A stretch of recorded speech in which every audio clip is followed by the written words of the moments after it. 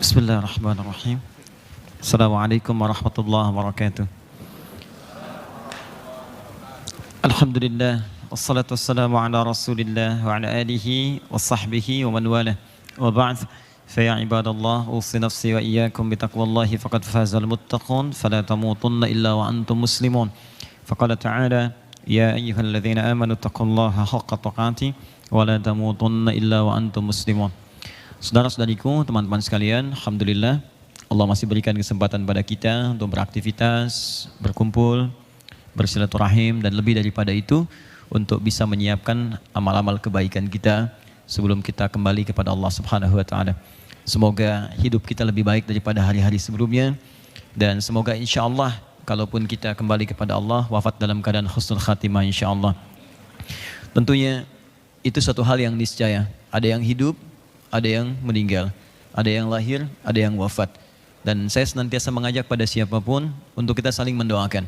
Kalau ada yang lahir, kita doakan lahir dalam keadaan yang lancar, baik, kemudian juga berkah dan menjadi anak yang soleh di kemudian hari.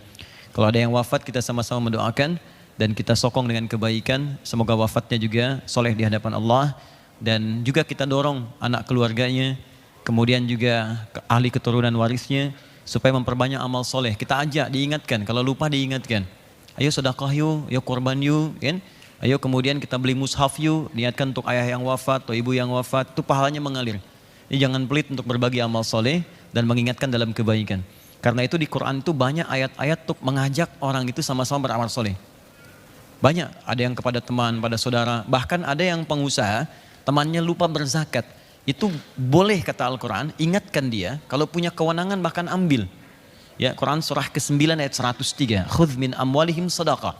Kalau engkau sayang dengan saudaramu, ayo ingatkan dia untuk berzakat.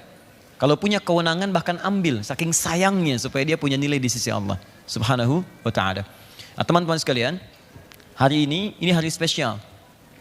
Karena itu saya mohon izin, karena suasananya sangat spesial, saya akan bahas sesuatu yang sangat spesial yang cuma terjadi setahun sekali. Dan kalau kita nggak bahas sekarang, kita mesti nunggu tahun depan. Itu pun kalau diizinkan kita hidup oleh Allah Subhanahu wa taala.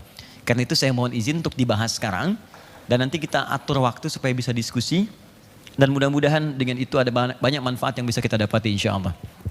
Baik, sekarang tanggal berapa? 3. Tanggal 2 sekarang. 2 Dzulhijjah ya, 1440 Hijrah, kemudian 3 Agustus ya, tahun 2019 Masehi. Kenapa saya tanya yang Hijriahnya? Karena 2 Dzulhijjah itu termasuk tanggal yang sangat spesial, yang langsung keistimewaannya disebutkan oleh Nabi SAW. Dan kalau kita beramal di situ, itu nilainya besar sekali. Dan hampir nggak bisa disamai dengan amalan lain di waktu yang lain. Ingat, termasuk Ramadan yang selama sebulan kita ibadah, mendapatkan malam Al-Qadar insya Allah, tapi itu belum mampu menandingi kemuliaan amalan khusus di bulan Dzulhijjah saja. Dan Dzulhijjah pun gak semua harinya, hanya beberapa hari saja. Nah, apa yang istimewa itu? Apa yang harus kita kerjakan di waktu itu? Ini yang coba kita turunkan karena waktunya tinggal sedikit lagi. Kalau kehilangan momentumnya kita tunggu tahun depan. Oke, kita mulai dengan hadis Nabi. Keterangannya kita keluarkan di riwayat Al-Bukhari nomor hadis 518. Ya, saya kalau ada Al-Qur'annya saya turunkan ayatnya, kalau ada hadis saya dahulukan hadisnya. Jadi argumentasi kita bisa lebih kuat insyaallah. Ya, ini mengacu pada keterangan Nabi di Al-Bukhari juga, dari Imam Al-Bukhari menerima dari seorang bernama Hajjaj bin Minhal. Karena Al-Bukhari enggak ketemu Nabi. Beliau wafat tahun 261 Hijrah. Ya, Al-Bukhari menerima dari Hajjaj bin Minhal, Hajjaj bin Minhal menerima dari Syu'bah, Syu'bah menerima dari Alqamah bin Marfad, Alqamah bin Marfad menerima dari Sa'ad bin Ubaidah, Sa'ad bin Ubaidah menerima dari Abi Abdurrahman As-Sulami, Abu Abdurrahman As-Sulami menerima dari Uthman bin Affan dan Ali bin Abi Thalib radhiyallahu taala anhu, mereka yang berjumpa dengan Nabi sallallahu alaihi wasallam. Di urutan ini sampai ke Nabi. Nabi katakan, khairukum man ta'allamal Qur'ana wa 'allamah. Ya, yang terbaik di antara kalian adalah orang yang mau belajar Al-Quran dan mengamalkannya. Jadi kalau kita keluarkan isi Quran, itu akan membuat kita lebih baik. Ya, makanya Quran turun di masa jahiliyah, merubah orang jahiliyah jadi khair ummah, orang baik. Tadinya preman, ya dia orang yang tawadhu. Tadinya orang yang kasar jadi lembut. Ya. Tadinya orang yang pelit jadi pemberi, bayangkan. profesionalisme tindak kriminal, itu orang jahiliyah paling sempurna. Jadi kalau mau nyari pencuri, orang jahiliyah itu sangat profesional di bidang pencurian. Kalau penipu ada dia, di bidangnya semua mereka profesinya itu buruk semua. Tapi begitu turun Al-Quran berubah. Nah, maka kata Nabi, kalau kita ingin jadi baik, ambil spirit Quran, terapkan dalam hidup. Jadi kalau ada yang belajar Al-Quran, diisi detailnya dari Nabi, tidak menjadi lebih baik, berarti ada yang salah dengan cara belajarnya. Oke, sekarang keterangan dari Al-Quran diterangkan oleh Nabi di Al-Bukhari nomor hadis 518. Dari sekian yang bisa membuat kita baik itu, perhatikan keterangan berikut. Saya agak cepat sedikit, saya bacakan hadisnya. Teman-teman, hadis ini disampaikan oleh seorang sahabat muda, junior. Di sahabat Nabi ini kurang lebih ada 12.000 jumlahnya. Dari 12.000 ini ada yang junior. Jadi ada yang sifatnya junior. Oke, ada yang pemuda nanti, ada yang levelnya junior. Tapi nggak ada yang jadi cowboy. Oke, ini ada yang muda. Kemudian ada yang senior. Ya. Saya pernah dengar ada cowboy junior. Oke, misal yang junior kita lihat ada yang namanya Abdullah. Ya, anaknya Abbas, anaknya Umar, anaknya Amr. Ini Abdullah, namanya Abdullah tapi ayahnya beda gitu ya. Ada Abdullah anaknya Abbas, anak Umar, anak Amr. Yang muda, tokoh pemuda ada Ali, anaknya Abu Talib, dikenal dengan Ali bin Abi Talib. Yang senior itu paling banyak, ada Abu Bakar, ya, As-Siddiq, ada kemudian Umar, Uthman, dan seterusnya, ya. Ada Ubay bin Ka'ab dan seterusnya. Ya, saya mau mulai dari sini sebentar. Ya, ini untuk memetakan bahwa begini. Saya ingin tunjukkan kalau teman-teman tuh banyak belajar hadis, umumnya langsung kepada redaksinya gitu. Ya, pada matannya, substansinya. Innamal a'malu binniyat. Kalau beramal harus mengacu pada niatnya. Nah, itu gak pernah digali siapa yang riwayatkan itu. Sehingga inspirasi dari orang itu tidak bisa kita ikuti. Padahal kehidupan Nabi itu nilainya miniatur kehidupan manusia di bumi. Di semua aktivitas yang kita kerjakan itu, miniasinya dalam bentuk miniatur, itu zaman Nabi ada. Pedagang zaman Nabi ada, pengusaha ada, diplomat ada, birokrat ada, artis ada, pegiat seni ada semua. Dan dibimbing oleh Nabi dan sukses di semua bidangnya. Nah, yang paling dahsyat adalah di balik kesuksesan mereka, seorang pengusaha, seorang pebisnis, ada diplomat, birokrat dan sebagainya, itu masih punya kesempatan bisa mengatur waktu untuk belajar dengan Nabi, ikut ta'lim. Di antaranya Abbas. Abbas ini paman Nabi, beda usianya 3 tahun dengan Nabi. Punya anak laki-laki yang populer 2 orang. Satu namanya Fudail, yang paling dewasa. Si bungsu namanya Abdullah, anak laki-laki. Karena anak laki-laki bahasa Arab disebut dengan ibnun. Untuk menyingkat, buang alifnya, pindahkan harokat alif ke ba. Ibnun kasrah i, ibnun, buang kasrahnya, buang sukunnya di sini, pindahkan kasrah ke sini jadi bin. Bin itu anak laki-laki. Jelas ya? Ibnatun, anak perempuan, buang alifnya jadi bintun, binti, anak perempuan. Aisyah binti Abu Bakar, Aisyah anak perempuannya Abu Bakar. Isa, Ustadz kenapa Isa ke Maryam binnya? Itu nggak salah, Isa bin Maryam, Isa anak laki-lakinya Maryam. Karena Maryam nggak punya anak perempuan, ya kan? Kenapa ke ibu kemudian? Ya karena memang tidak ada bapaknya. Jelas ya? Oke, kembali ke sini. Ini Abbas ini pengusaha. Oke, beliau pedagang, aktivitasnya banyak, paman Nabi. Yang paling dahsyat di balik usahanya itu masih punya prinsip untuk akhirat yang sangat kuat. Mesti ada waktu untuk belajar. Di setiap pekan tuh datang ke Nabi, ada luang datang ke Nabi, belajar sampai hafal 200 hadis. Anda bayangkan, paman Nabi, dekat dengan Nabi, keluarga Nabi, dijamin masuk surga, sukses usahanya, pebisnis yang kaya, masih punya waktu belajar, hafal hadis 200. Ada orang, tapi bukan kita ya, ada orang paman Nabi bukan, tetangga Nabi bukan, sahabat Nabi bukan, surga belum jelas kan, amalan berantakan, hisab menegangkan, cita-citanya nggak nanggung, kalau ditanya masuk surga, surganya Firdaus. Ya, bersama Nabi lagi, ya. Tapi untuk belajar saja nggak punya waktu. Tapi bukan kita. Ya. Nah ini saya kira penting untuk kita renungkan kembali. Nah dia visinya tinggi. Boleh jadi saya pedagang nggak apa-apa, tapi anak saya mesti hafal Quran. Saya nggak hafal hadis, nggak apa-apa. Tapi anak saya, dia mesti dapat. Akhirnya beliau investasikan anak yang paling kecil, yang bungsu, untuk belajar di majlis Nabi. Jadi setiap datang dibawa. Dan muncul kerinduan, bapaknya berangkat, dia pengen ke taklim, datang. Sampai Nabi wafat, usianya masih sekitaran 13-14 tahun. Ada yang menyebut 15 tahun. Bapaknya hafal 200 hadis, maaf, anaknya hafal 2000 hadis. Tuh, 10 kali lipat. Jadi makanya saya sarankan nggak apa-apa, anak-anak itu dunianya begitu. Kalau main nggak ada masalah. Main lewat, ya kadang-kadang lompat, kadang nyanyi-nyanyi, biarin aja. Dalam mainnya dia belajar. Kalau bapaknya yang lompat, baru saya tegur. Ini anak nggak apa-apa gitu. Saya pernah di Bekasi tuh ngajar, terus ada anak tuh naik sampai ke bangku naik tuh kan, terus orang tuanya gelisah gitu. Saya bilang biarkan aja, biarkan, itu dunianya.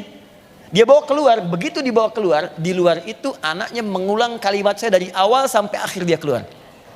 Saya bilang tolong masukkan lagi anak itu, karena bapak ibunya pun nggak sanggup mengatakan apa yang dia telah ungkapkan. Masuk lagi. Nah inilah Abbas. Maksud saya kalau teman-teman aktivitas apapun, ayo investasikan. Kalau bukan Anda mungkin anaknya, kalau bukan Anda mungkin cucunya.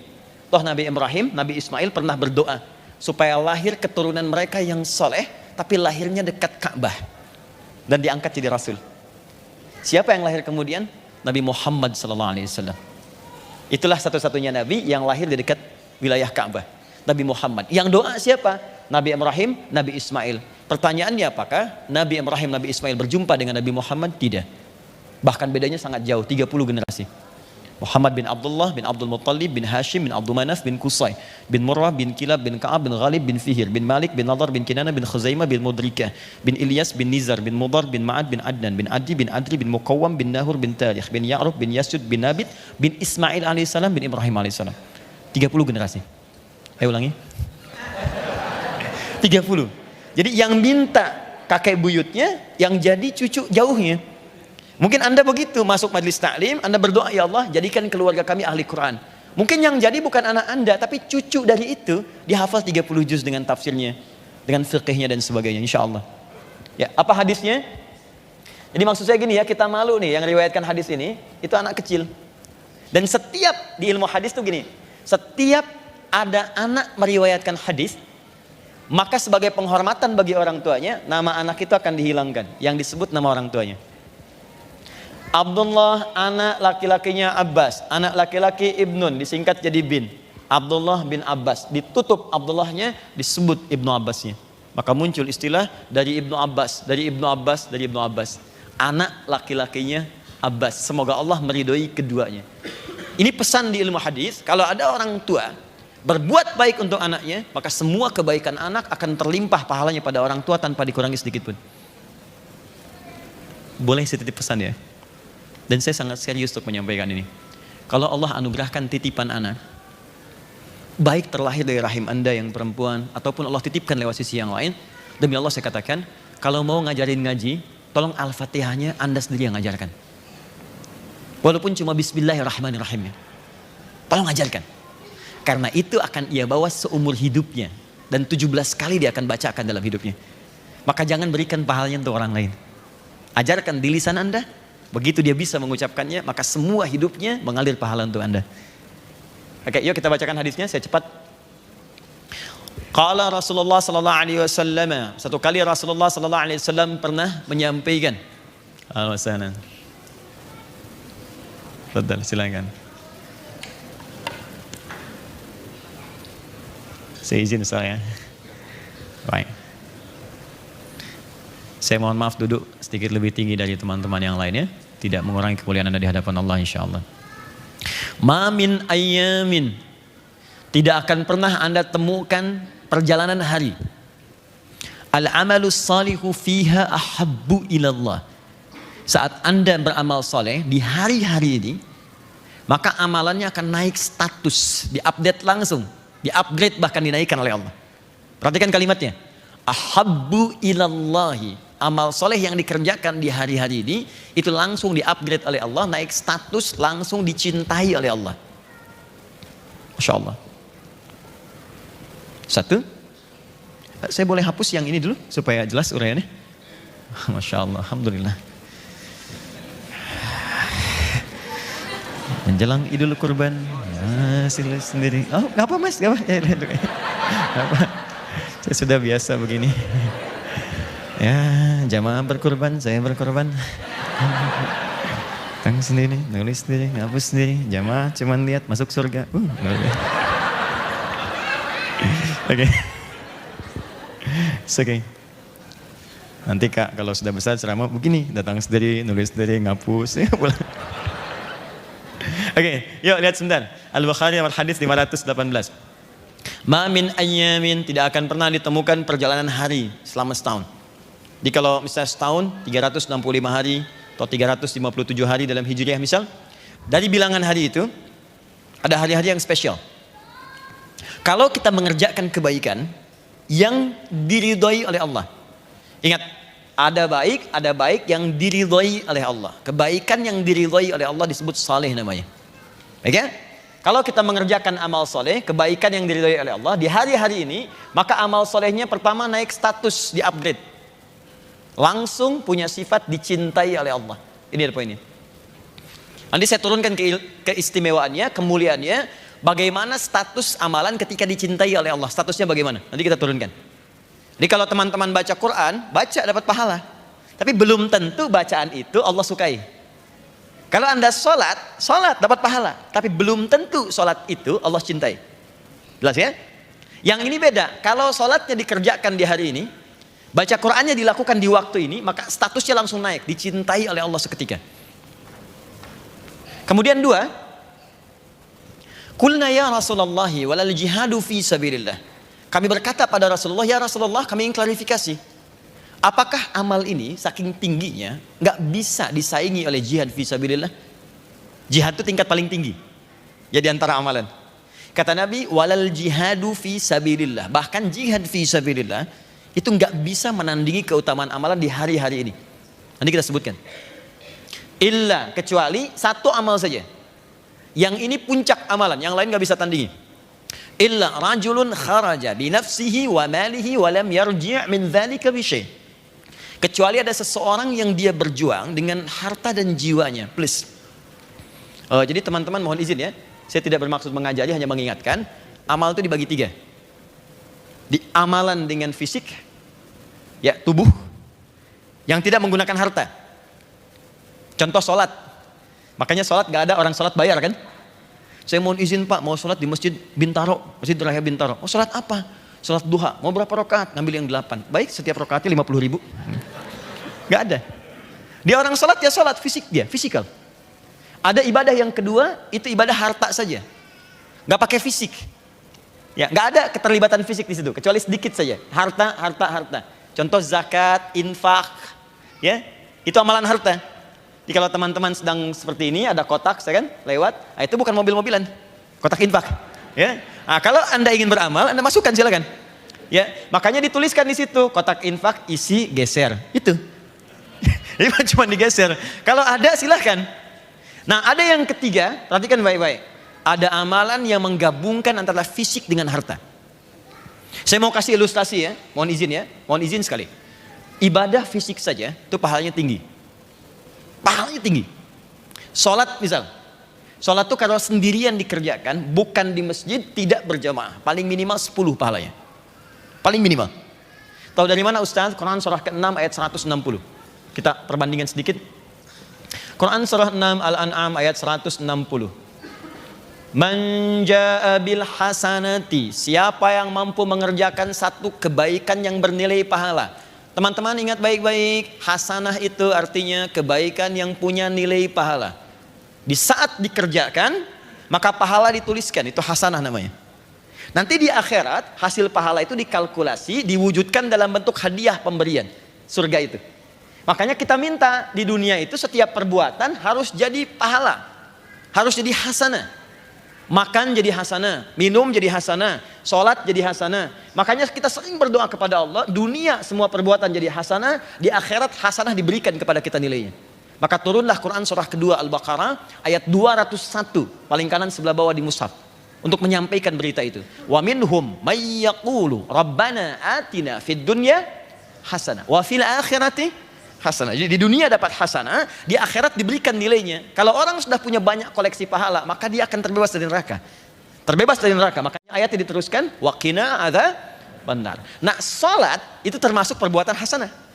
Saat dikerjakan ada pahala. Karena itu salat disebut dengan hasanah. Quran surah ke-11 ayat 114.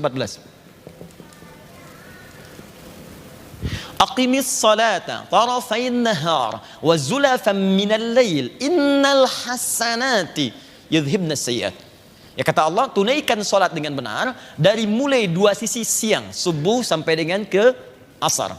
Kemudian sampai ke malam, ke maghrib teruskan ke isya. Innal hasanat. Salat itu, semua salat yang dikerjakan bentuknya jamaah, itu dia hasanat. Jadi punya nilai pahala. Saat dikerjakan dapat pahala. Berapa pahalanya? Mohon izin, ketika Anda mulai takbir selesai salam, kalau sendirian, tidak berjamaah, dan bukan di masjid, 10 nilainya. Dari mana taunya? Kembali ke Quran surah ke-6 ayat 160. Man jaa bil hasanati. Siapa yang mengerjakan satu perbuatan hasanah, maka poinnya falahu asyru amsalihha, 10 poinnya. Nah, poin 10 itu jangan dihitung 1, 2, 3, 4, tidak. Poin 10 itu, 1 keduanya bisa 500 tahun. 2 ketiga bisa 500 tahun. Dan nanti saat akan wafat dalam sakarat ditampakkan. Makanya banyak orang menyesal. Ya Allah, kenapa saya nggak kerjakan tahajud? Ya Allah, kenapa saya nggak tahajudnya nambah rakaat? Ya Allah, kenapa saya nggak duha? Ditampakkan semua kebiasaannya. Termasuk yang maksiat pun ditampakkan. Makanya gelisah. Ya, akan terjadi teman-teman. Itu saat kita akan pulang. Dan kita akan wafat. Kalau kita nggak berbekal sekarang, maka malu kita menghadap Allah. Apalagi banyak berbuat maksiat. Saya demi Allah, tadi pagi saya katakan. Anda saja berbuat yang kotor. Anda misalnya orang Sumatera, merantau ke Jakarta. Di Jakarta dikenal sebagai penjahat yang sangat ulung. Perampok, pembunuh, pemabuk, segalanya. Tanyakan pada jiwa Anda. Apakah Anda mampu pulang ke Sumatera menatap ibu yang telah melahirkan Anda? Berani nggak natap wajah ibu Anda yang melahirkan Anda?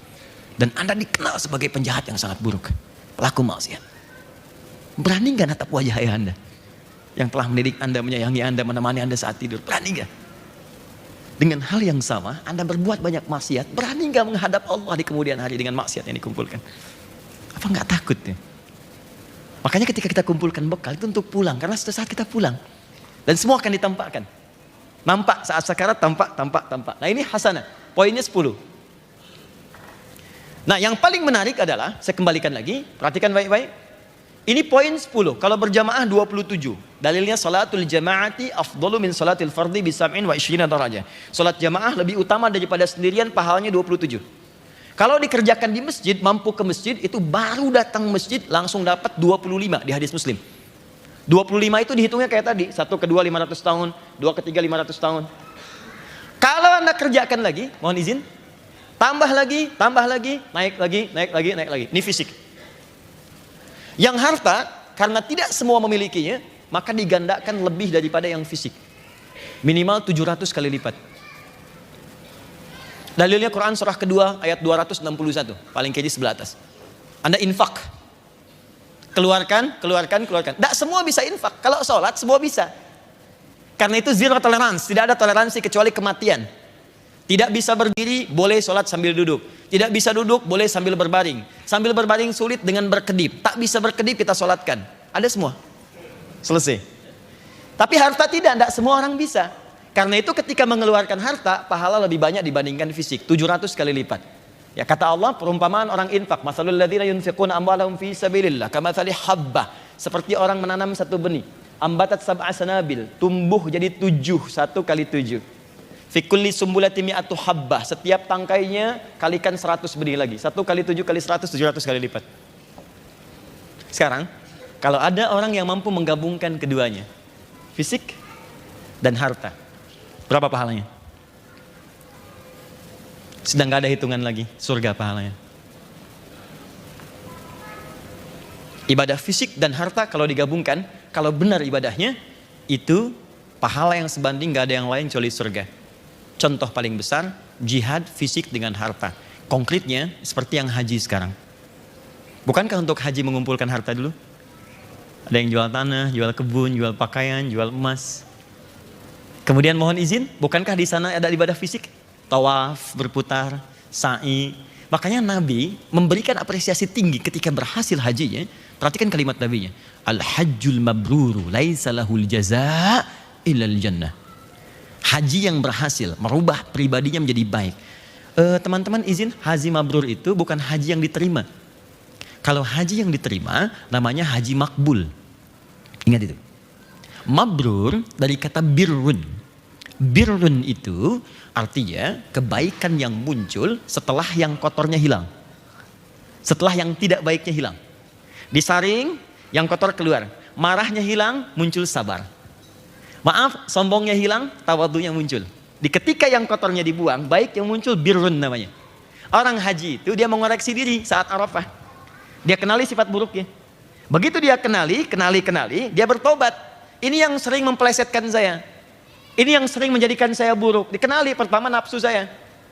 Nafsu ini faktor pertama, bukan karena orang lain. Ketika seseorang berbuat salah, itu bukan faktor eksternal yang pertama. Pertama internal, karena ketidakmampuan mengendalikan nafsu dia. Anda duduk depan rumah, tiba-tiba lewat kawan. Terus dia nggak nyapa. Anda marah misalnya. Marah itu bukan karena dia nggak nyapa, karena Anda tidak mampu mengendalikan amarah. Sebenarnya sederhana, dia nggak nyapa, kita sapa. Bro, apa kabar akhi? Assalamualaikum. Wih, waalaikumsalam. Maaf gak kelihatan. Iya udah gede gini masih belum kelihatan juga. Selesai. Tapi karena nggak mampu mengendalikan amarah, marah. Nah, faktor terbesar dalam nafsu yang tidak bisa dikendalikan, sulit, itu disebut dengan aqabah namanya. Aqabah. Kadang-kadang kita bisa kendalikan, cuma maaf ya, lingkungan terdekat memengaruhi kita berbuat buruk. Suami baik, istri agak kurang. Papa gimana sih? Papa ini udah 4 tahun jadi bupati, Pak, tinggal setahun lagi. Masa yang camat aja udah Ferrari? Papa masih Avanza. Naik tiap hari gitu-begitu ya. Sehingga dia berubah. Atau terbalik. Istri salihah. Dia pakai jilbab bagus, baik. Suami kebalik. Mama papa ada family gathering, sebentar aja 30 menit, semuanya gak pakai kerudung. Mama copot dulu kerudungnya. Diperintahkan untuk melepaskan jilbabnya. Terbalik. Atau ayah, ibu baik, anak yang kurang baik karena lingkungan. Maka ini pengaruh sekitaran disebut wusta namanya. Wusta. Ada ayah baik, ibu baik, anak baik. Cuman ayah dapat mutasi pekerjaan. Pindah ke kantor, dapat lingkungan yang gak baik. Diajarin cara nyogok, diajarin cara merubah angka, kan? Diajarin manipulasi, diajak ke tempat mulai olahraga bergeser.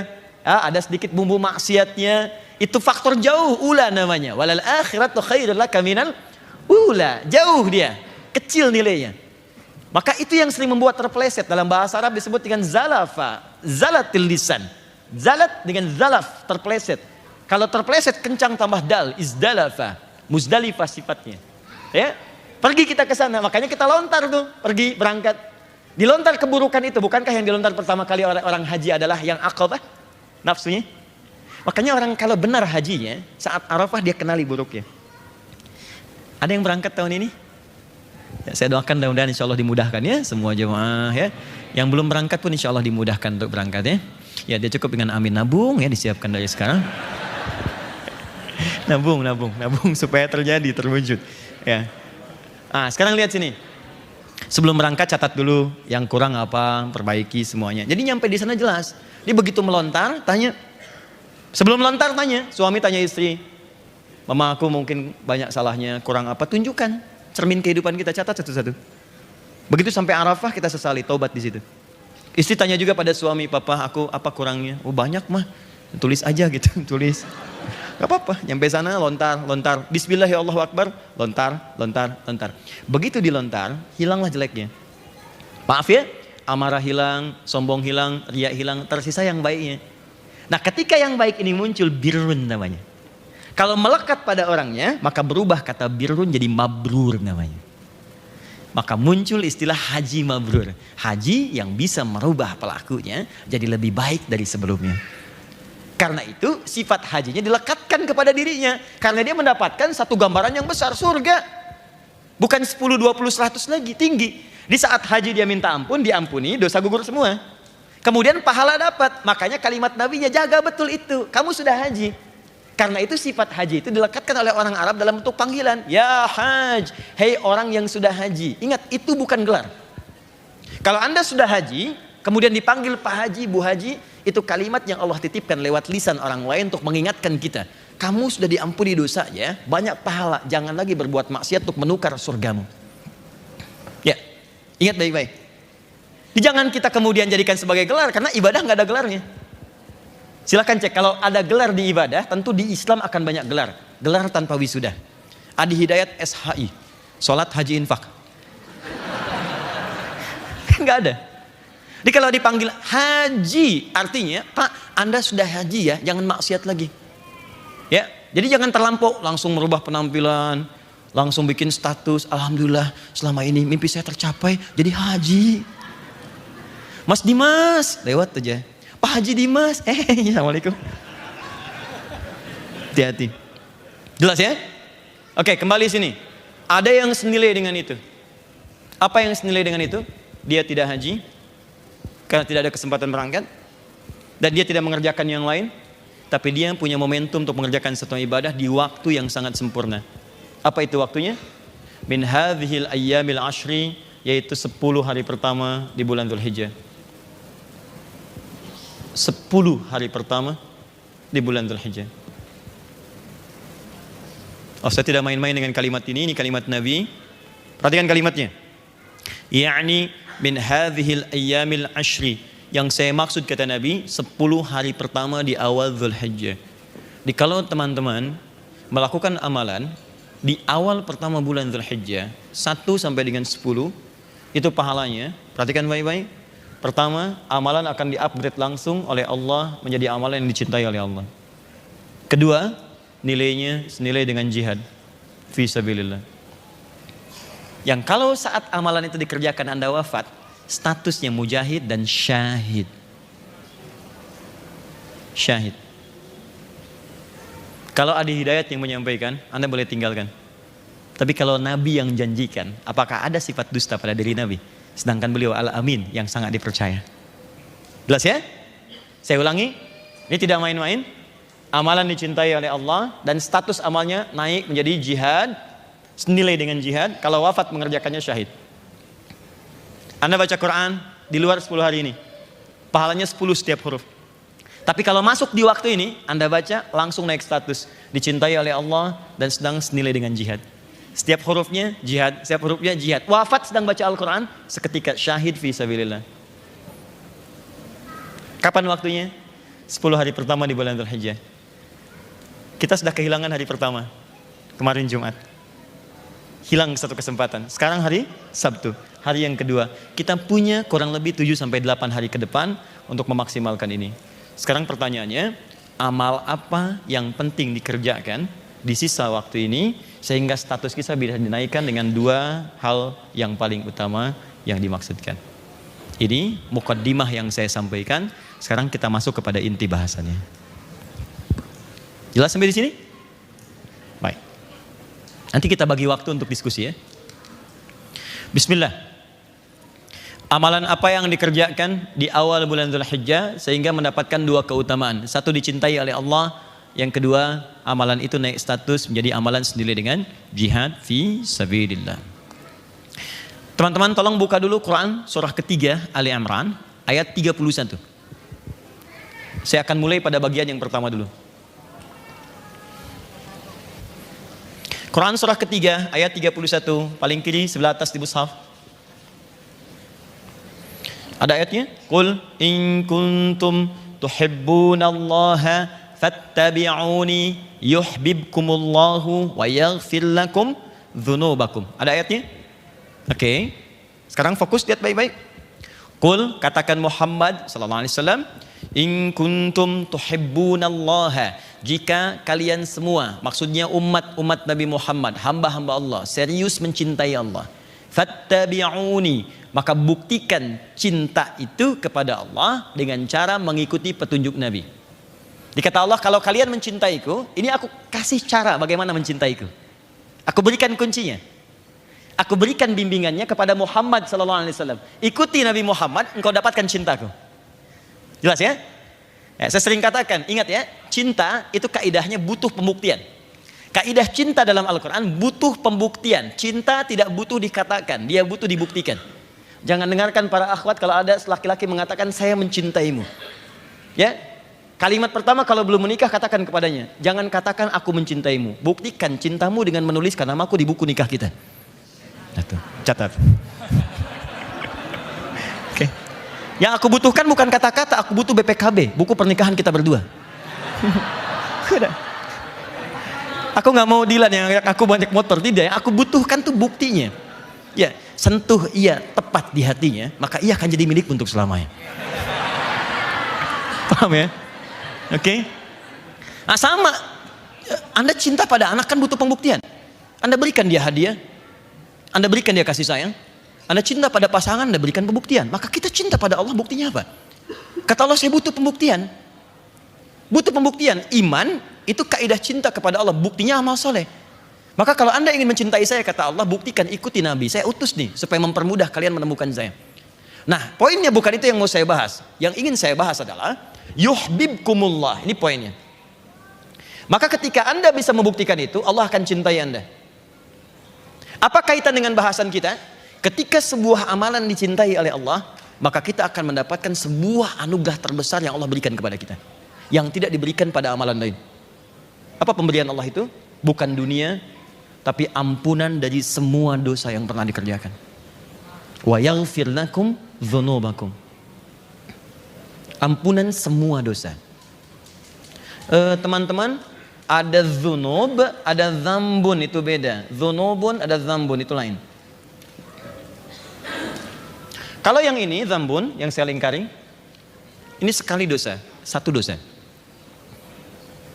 Jadi kalau ada orang berbuat sekali dosa, Allah tidak menginginkannya. Kata Allah, jangan pulang kecuali engkau bersihkan dulu dosa itu. Maka aku turunkan satu sifat untuk menggugurkan satu dosa itu, namanya ghafir. Turun surah ke-40, surah Ghafir, ayat ketiga. Ghafiri dzambi wa qabilit taubi. Kalau ada orang berbuat satu kali dosa dan dia salah, kata Allah, kamu urus dulu dosa itu, bersihkan dulu. Karena di akhirat lebih besar hisabnya. Jangan pulang dulu, sebelum engkau hapuskan semua itu, aku beri kesempatan. Kalau engkau mau memperbaiki diri, aku akan turunkan sifat ghafir untuk menerima taubatmu. Turun, diampuni. Sifat manusia enggak sekali salah. Karena manusia itu tempat salah, ingat. Yang sempurna itu malaikat, ingat kalimat ini. Yang sempurna hanya malaikat. Jangan harapkan kesempurnaan dari manusia.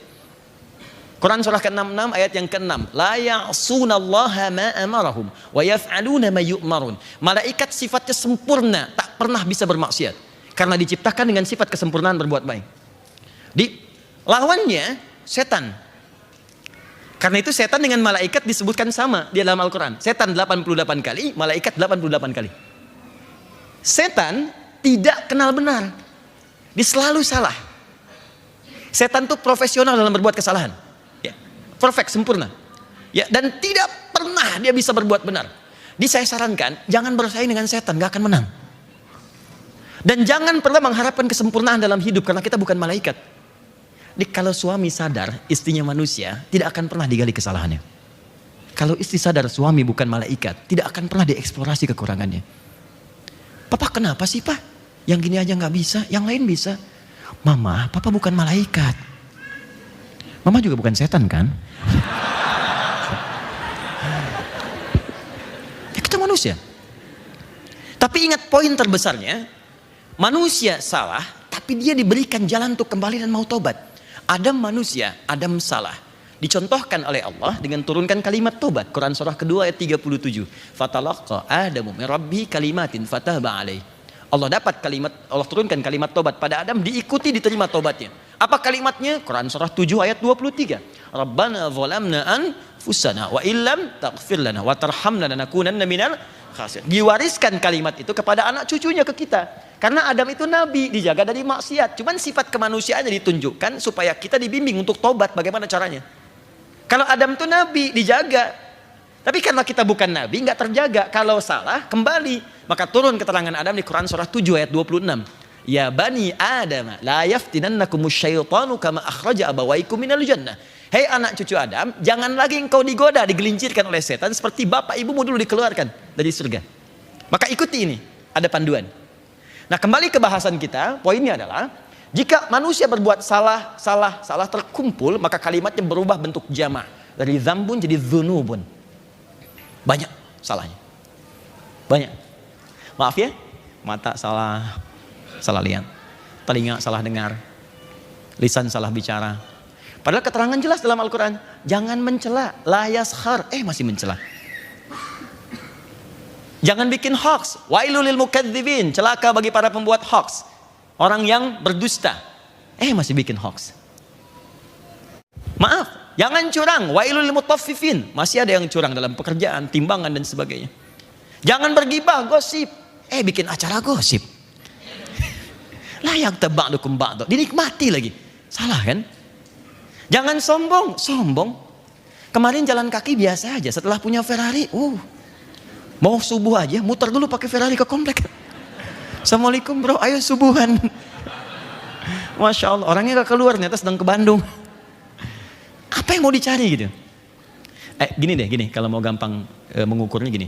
Siapa yang gak punya dosa, boleh angkat tangan. Yang gak punya dosa, boleh angkat tangan. Gak apa-apa, angkat aja, saya pulang. Anda lebih layak untuk ceramah. Oke, yang dosanya sedikit boleh angkat tangan, sedikit.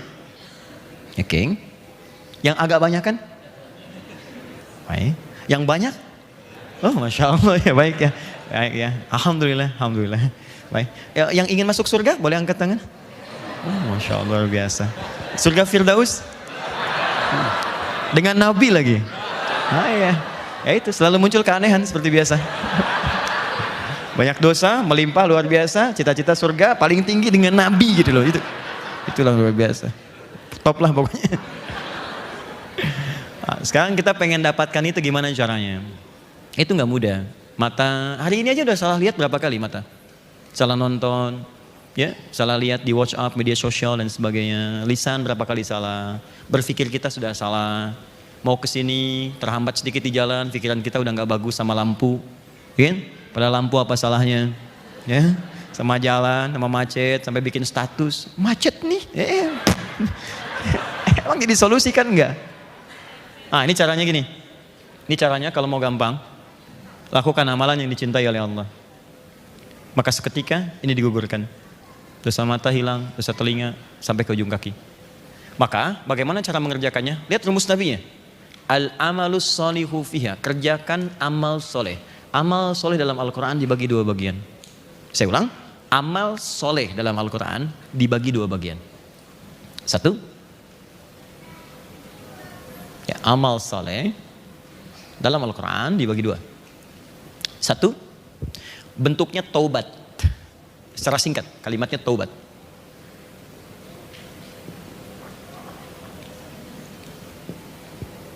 Bagi yang pernah berbuat salah, jadi merasa salah, terus kita tinggalkan kesalahan itu, kita taubat. Ya, dalilnya Quran surah keempat An-Nisa ayat 17 ya, sampai 18. Innamat taubatu 'ala Allahi lilladzina ya'maluna su'an bijahalatin thumma yatubuna min qarib. Pelan-pelan. Quran surah keempat ayat ke-17 sampai 18. Fokus. Di amalan pertama apa? Taubat. Jadi mohon izin ya, maaf sekali, mumpung masih di awal-awal ini, masih ada 7 hari ke depan. Yuk kita isi, katanya mau ke surga. Saya tuh gini ya, kadang kalau malam pulang, suka ngelihat gitu, kadang pulang tengah malam jam 12, jam 1, kadang-kadang menjelang fajar, saya lihat anak saya tertidur gitu.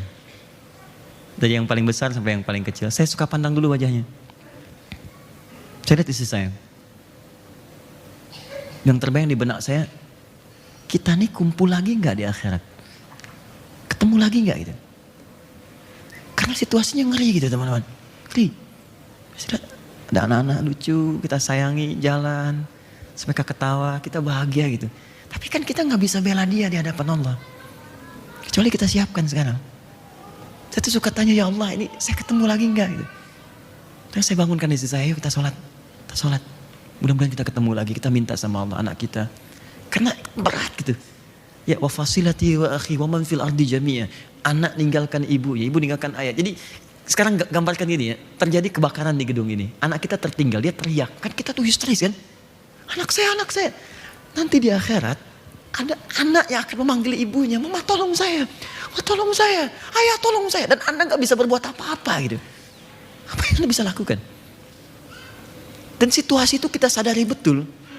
Tapi kita gak berbuat apa-apa saat di dunia. Apa yang mau Anda lakukan?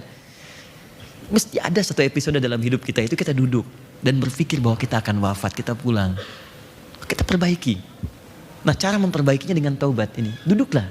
Satu keluarga duduk. Ya, koreksi diri. Yang di haji, dia wukuf di Arafah. Puncaknya yang di kita, itu puasa. Persis di waktu yang sama. Sana tanggal 9 wukuf, di sini tanggal 9 puasa. Dengan nama yang sama. Hadisnya sahih, saya bacakan hadisnya. Perhatikan kalimat hadisnya. Siyamu yaumi arafata anni ahtasibu ala Allah an yukaffira as-sanati allati qablahu wa sanati allati ba'dahu. Puasa di waktu yang bersamaan dengan wukuf orang yang di Arafah, momentumnya maksudnya. Ya, jadi waktunya tanggal 9 ditunjukkan dengan kata yaum. Yang dikerjakan di tanggal 9 itu seperti orang wukuf. Jadi bedanya puasa Arafah dengan puasa biasa bukan sekedar nahan lapar dan haus. Mohon izin ya, bukan sekedar menahan lapar dan haus. Kalau sekedar menahan lapar dan haus, Anda nggak usah nunggu Arafah. Senin puasa, Kamis puasa, Ayyamul Bid puasa. Maaf, puasa Daud silahkan, tapi Arafah tidak. Saya tuliskan kalimat hadisnya dalam bahasa Arab. Lihat sini, saya ajarkan ilmunya sedikit. Mohon izin untuk mengingatkan saja. Yaum Siyam Yaum Arafah. Yaum menunjuk kepada waktu, zaraf sifatnya zaraf zamani, mudhaf kepada Arafah, mudhaf ilaih, kepada hal, situasi. Dalam bahasa Arab, mudhaf dengan mudhaf ilaih kalau bersatu maka sifatnya nggak bisa dipisahkan. Paham? Tidak. Saya jelaskan dulu, memang tidak akan paham kan? Saya kasih istilah bahasa Arab. Mudhaf sesuatu yang disandarkan. Mudhaf ilaih yang jadi sandaran. Antara yang disandarkan dengan yang jadi sandaran gak bisa dipisahkan. Contoh, qalam Adi Hidayat. Ini spidolnya Adi Hidayat. Qalam mudhaf ilaih Adi Hidayat. Disatukan. Maka saya dengan spidol ini gak bisa dipisahkan. Ya, misal saya akan pergi, spidolnya tertinggal. Begitu saya pergi, orang akan mengatakan Ustadz itu spidolnya ketinggalan. Karena dia melekat dengan saya. Baik, sama persis. Ketika spidolnya diambil orang ditanya, itu spidol siapa? Itu spidolnya Ustadz Adi Hidayat. Melekat dengan saya. Yaum melekat dengan Arafah. Yaum menunjuk kepada waktu tanggal 9-nya. Di saat tanggal 9, yang di sana wukuf, di sini puasa. Tapi saat Anda puasa, kerjakan seperti orang wukuf. Apa sifatnya? Arafah. Arafah artinya kenal. Kalau ditambah tak itu sifat. Bisa baik, bisa yang kurang baik. Ada dua riwayat dinamakan dengan Arafah. Pertama tentang manasik pada Nabi Ibrahim ketika diajarkan malaikat Jibril. Setelah selesai, Ibrahim alaihissalam mengatakan Araftul an. Sekarang saya tahu. Yang kedua, sifat muhasabah, kisah Nabi Adam alaihissalam. Ketika Adam alaihissalam dengan sifat kemanusiaannya berbuat salah dengan istrinya Sayyidah Hawa, kemudian turun dari surga ke bumi, Quran surah 2 ayat 38. Adam konon dalam sejarah diturun di wilayah Asia Selatan India. Hawa di wilayah yang sekarang disebut dengan Jeddah. Jeddah nenek. Kalau teman-teman haji atau umrah nanti ke Jeddah, di sisi Laut Merah, lurus dikit, perempatan pertama sebelah kiri itu ada sepeda ontel agak besar. Kemudian lurus lagi, sebelah perempatan kanan kiri lurus, sebelah kanannya persis nyebrang dikit, itu ada bangunan batu bata yang tidak sempurna, warnanya coklat marun, merah marun. Itu di situ tulisannya Makbaroh Sayyidah Hawa, kuburannya Sayyidah Hawa. Baik ya, kata sejarawan bukan kuburan, tapi itu Hawa pertama diturunkan di situ. Jadi Hawa turun di Jeddah, Adam turunnya di India, kedua berkelana mencari. Sampai satu titik setelah berpetualang itu, dari jauh ternampak seperti kelihatan. Ini saya kayaknya kenal nih, kalau bahasa kita. Yang kata Hawa, iya kayaknya saya tahu nih. Ya pantas tahu karena di bumi cuma ada dua orang pada saat itu, nggak ada yang lain. Adam dengan Hawa, yang lain belum ada. Belum ada Tengku Wisnu, belum ada Shirin, ada Adam dengan Hawa. Baik, diturun tuh. Ya, begitu kelihatan, merapat keduanya. Datang, naik ke bukit. Dalam bahasa Arab sebut jabal. Begitu nampak, maka keluarlah puncak sayang yang dalam itu. Rasa kasih, perhatian yang sangat dalam bahasa Arab disebut dengan rahmah namanya. Karena itu perempuan punya rahim. Karena di dalam rahim itu ada sosok yang sangat dikasihi dengan sayang yang sangat dalam. Dia rela menderita sulit miring kanan kiri, yang penting sayang itu tetap ada. Adek yang baik ya, jaga ya, sabar, lahiran lancar, disayang-sayang pada sakit. Quran surah 7 ayat 189. Rahmah. Maka naiklah ke atas sampai sekarang disebut Jabal Rahmah. Nah saat bertemu itu, keduanya bertemu, mereka sadar kita pernah berbuat salah, makanya mengoreksi diri di situ. Yang tadi turun Quran surah ke-7 ayat 26 tadi. Jangan sampai terjadi lagi begini, sampaikan pada anak cucu kita, disampaikan semuanya.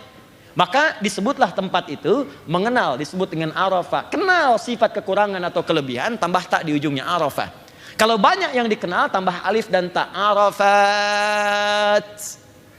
Mana yang kedua? Ketika kenal kekurangan, maka kita akan mengenal Allah untuk bertobat. Ma'rifatullah. Kenal diri kita, ma'rifatul insan. Nah, ini turunan katanya demikian. Maka setelah selesai itu muncullah kalimat tadi. Nah, saat puasa tanggal 9 Dzulhijjah, kalimat itu dimunculkan, siyam yaum Arafah. Jadi kalau puasa di hari Arafah, jangan sekedar tahan lapar dan haus. Kalau cuma begini, di waktu lain pun sama. Kata Nabi, puasalah Anda sambil melakukan amalan orang wukuf di Arafah, yaitu introspeksi diri. Nanti tanggal 9 ya, mohon izin ya. Begitu Anda puasa, coba yang pernah kerja, berangkat, sambil berangkat, coba dicek. Barangkali Anda pernah melalui satu jalan, pernah maksiat di situ. Pernah duduk di meja sendirian di kantor, pernah berbuat salah. Ada kisah nyata, ini nyata, bukan rekayasa, ini kisah nyata. Ada seorang alim, syekh, sangat soleh. Dia punya murid-murid, punya santri, sedang jalan, akan mengajar. Tiba-tiba di perjalanan dia jatuh pingsan. Muridnya kaget, karena nggak pernah syekh itu pingsan di jalan. Begitu pingsan, ditunggu, kemudian bangun, saat bangun ditanya, Syekh, 5 ummi alaik, kenapa Anda bisa pingsan begini? Perhatikan jawabannya. Wallahi laqad tadzakartu bi anni 'asiyan huna. Saya pernah ingat ketika lewat sini, saya pernah bermaksiat di sini, saya ingat. Saya takut ketika lewat sini, ingat kejadian itu, takut belum diampuni oleh Allah. Karena ketika seseorang itu bermaksiat di satu tempat, lisannya akan dikunci, tempat itu yang bicara. Awas, hati-hati ya. Kita hafal ayatnya. Idza zulzilatil ardu zil. Jika bumi sudah digoncang dengan sekuat-kuatnya. Teman-teman, kalau kalimat zilzal disebutkan sekali, idza zulzilatil ardu, itu artinya yang bangunan tinggi runtuh ke bawah. Tapi kalau disebutkan 2 kali, baik dengan kata bendanya noun atau kata kerjanya verb fi'il, itu artinya yang di bawah naik ke atas semua. Perhatikan, kata Allah, nanti akan tiba waktu saya hadirkan gempa, bukan sekedar menghancurkan yang tinggi turun ke bawah. Kalau semua orang sudah abai dengan yang tinggi itu hancur ke bawah, saya akan datangkan yang bawah naik semua ke atas. Enggak. Dikasih gempa 7,4 aja, udah lari semua keluar. Dan kita berdoa kepada Allah, semoga disabarkan saudara-saudari kita. Insya Allah kita bantu, kita doakan, jangan bikin kegelisahan. Kemarin terjadi di Sumur, di Banten dengan 4 wilayah. Ya, ada Jabar, ada Lampung, kemudian juga wilayah Banten, sampai bahkan ke sebagian Bengkulu. Tapi poinnya gini, saya tadi malam sedang tiduran dengan anak saya, yang nomor 1. Tiba-tiba ada gempa, kita bangun, Buya apa ini? Ini gempa. Yuk kita berzikir. Astagfirullah, astagfirullah, astagfirullah, astagfirullah. Dah, Buya kenapa ramai di luar? Kita lihat, orang keluar, sampai ke Bekasi, keluar. Pertanyaan anak saya yang pertama, Buya, kenapa mereka semua keluar? Saya diam saya. Yang terbayang saya tadi. Ini dikasih 7,4 aja, itu sudah lupa dengan dunia. Dia kumpulkan harta paling banyaknya untuk membangun rumahnya yang mewah, kendaraannya yang banyak. Terus mohon maaf ya, tempat kerja gedung yang tinggi pencakar langit yang dia saat masuk pertama kali dia selfie di situ, dia abadikan, dia katakan aku diterima kerja di sini. Itu ditinggalkan, dia nggak peduli. Dia keluar. Di baru gempa kecil, Anda sudah nggak peduli dengan dunia. Dan sudah nggak sadar teman, nggak ada yang ngajak teman, keluar aja semua. Bagaimana ketika yang dihadirkan 74 skala Richter? Semua naik ke atas.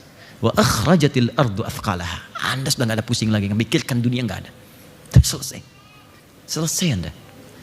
Di Allah tuh cuma kadang tegur kita dengan skala kecil. Kita ingat nggak itu sama Tuhan? Kita ini wafat. Dan fitrah kita mengatakan itu, kamu keluar loh, tinggalkan. Yang paling berharga itu diri kita, amal kita. Kalau pulang nggak ada amal, apa yang mau kita bawa? Makanya taubat, ayo kerjakan amalan ini, taubat. Duduk dengan istri, ya kalau bisa begini, saya kasih amalan satu yang penting, rahasia. Saat Anda amalkan ini, sekeluarga diampuni. Ini rahasia kayak, di antara kita saja ya. Quran surah ke-51 ayat 18, paling kanan di pertengahan. Quran surah ke-51 ayat 18, diamalkan setelah tahajud. Allahu Akbar, astagfirullah. Sudah? Diamalkan setelah tahajud. Ya. Saya baca dari ayat 15-nya supaya berurut. Innal muttaqina fi jannati wa 'uyun. Sungguh ada bagi sebagian dari orang takwa yang akan tinggal di taman surga. Akhidhina ma atahum rabbuhum. Dia akan mendapatkan kenikmatan langsung diberikan oleh Rabbnya Allah. Ya, awas hati-hati. Innahum kanu qabla dzalika muhsinin. Orang ini saat di dunia banyak beramal dengan ihsan. Ihsan itu dikerjakan karena Allah, seakan-akan diawasi oleh Allah. Apa amalannya saat di dunia? Perhatikan amalan malamnya. Kanu qalila minal laili ma yahja'un. Orang ini kalau malam sedikit tidurnya, dia bangun salat tahajud, dia tunaikan mendekat kepada Allah. Nah, ayat 18-nya, perhatikan baik-baik. Wabil ashari hum yastaghfirun. Dan di waktu sahar, sesaat sebelum fajar, dia banyak beristighfar kepada Allah, minta ampun.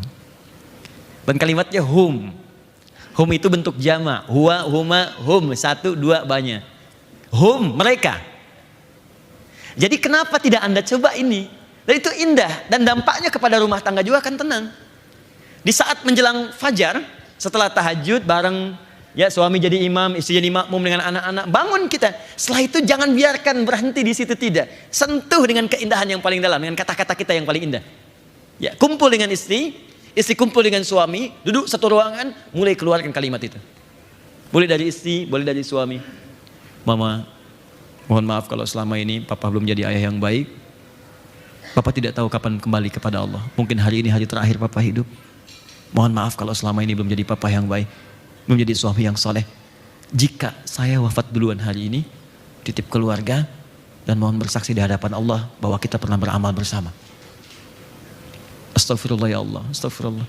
Istri mengatakan, Papa mohon maaf, Mama juga belum bisa menjadi istri yang soleh, istri yang baik, jadi keluarga dengan baik. Mohon maaf kalau ada dosa di keluarga karena berkat peran Mama, mohon maaf. Astagfirullah ya Allah. Yang paling indah ketika anak Anda mengatakan, Mama, Papa maafkan Anda, selama ini belum jadi anak yang soleh, belum bisa memberikan mahkota di hari kiamat, belum hafal Quran seperti yang lain. Lalu semuanya berkata, ya Allah ampuni kami ya Allah, astagfirullah, ampuni kami ya Allah. Hadisnya hadis qudsi.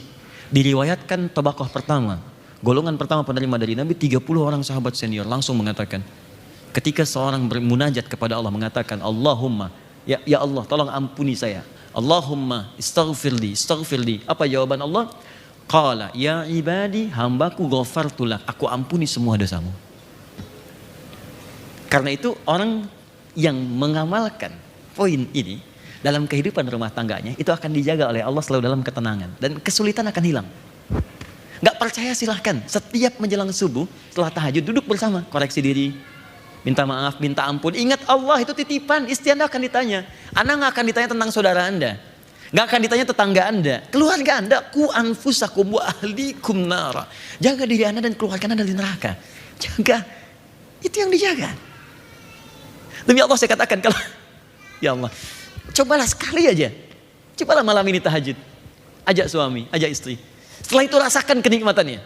Di begitu selesai tahajud, berdoa bersama, istighfar, minta ampun. Begitu air mata mengalir, seakan-akan masalah sudah hilang. Dan ringan hidupnya. Demi Allah saya katakan ringan. Dan Allah akan jadikan hidup kita tuh tenang, enak gitu.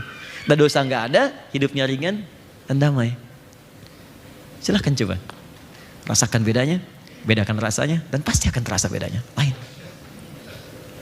Nah ini satu ya. Tolong tanyakan pada ibu. Yang perlu dihapus. Khair insya Allah. Ini belum ada yang perlu dihapus dan. Ya, masih saya terangkan. Siap. Boleh di sini. Jazakallah khair. Saya kasih tahu tempatnya. Saya tunjukkan yang ini Ustaz. Ininya. Ustaz, kalau mau ngapus pakai yang ini. Izin. Enggak. Sebenarnya saya mau tunjukkan. Kalau mau ngapus pakai yang ini. Yang sebelah sini Ustaz. Nah, yang sebelah sini. Ya, jazakallah khair. Jazakallah khair Ustaz. Fadal. Saya tahu mana yang harus dihapus. Kalau itu enggak. Oh, ini persoalan nih. Saya tuh kenapa saya nggak berikan pada orang? Karena saya takut menghapus yang tidak ingin saya hapus. Sama dengan jihad fisabilillah. Kemudian satu poin. Gak apa-apa Ustaz. Afwan. Saya tidak ingin memberikan beban pada apa yang bisa saya kerjakan sendiri. Syukran. Bismillah. Saya hapus sebentar ya. Allahu Akbar. La ilaha illallah Muhammad Rasulullah.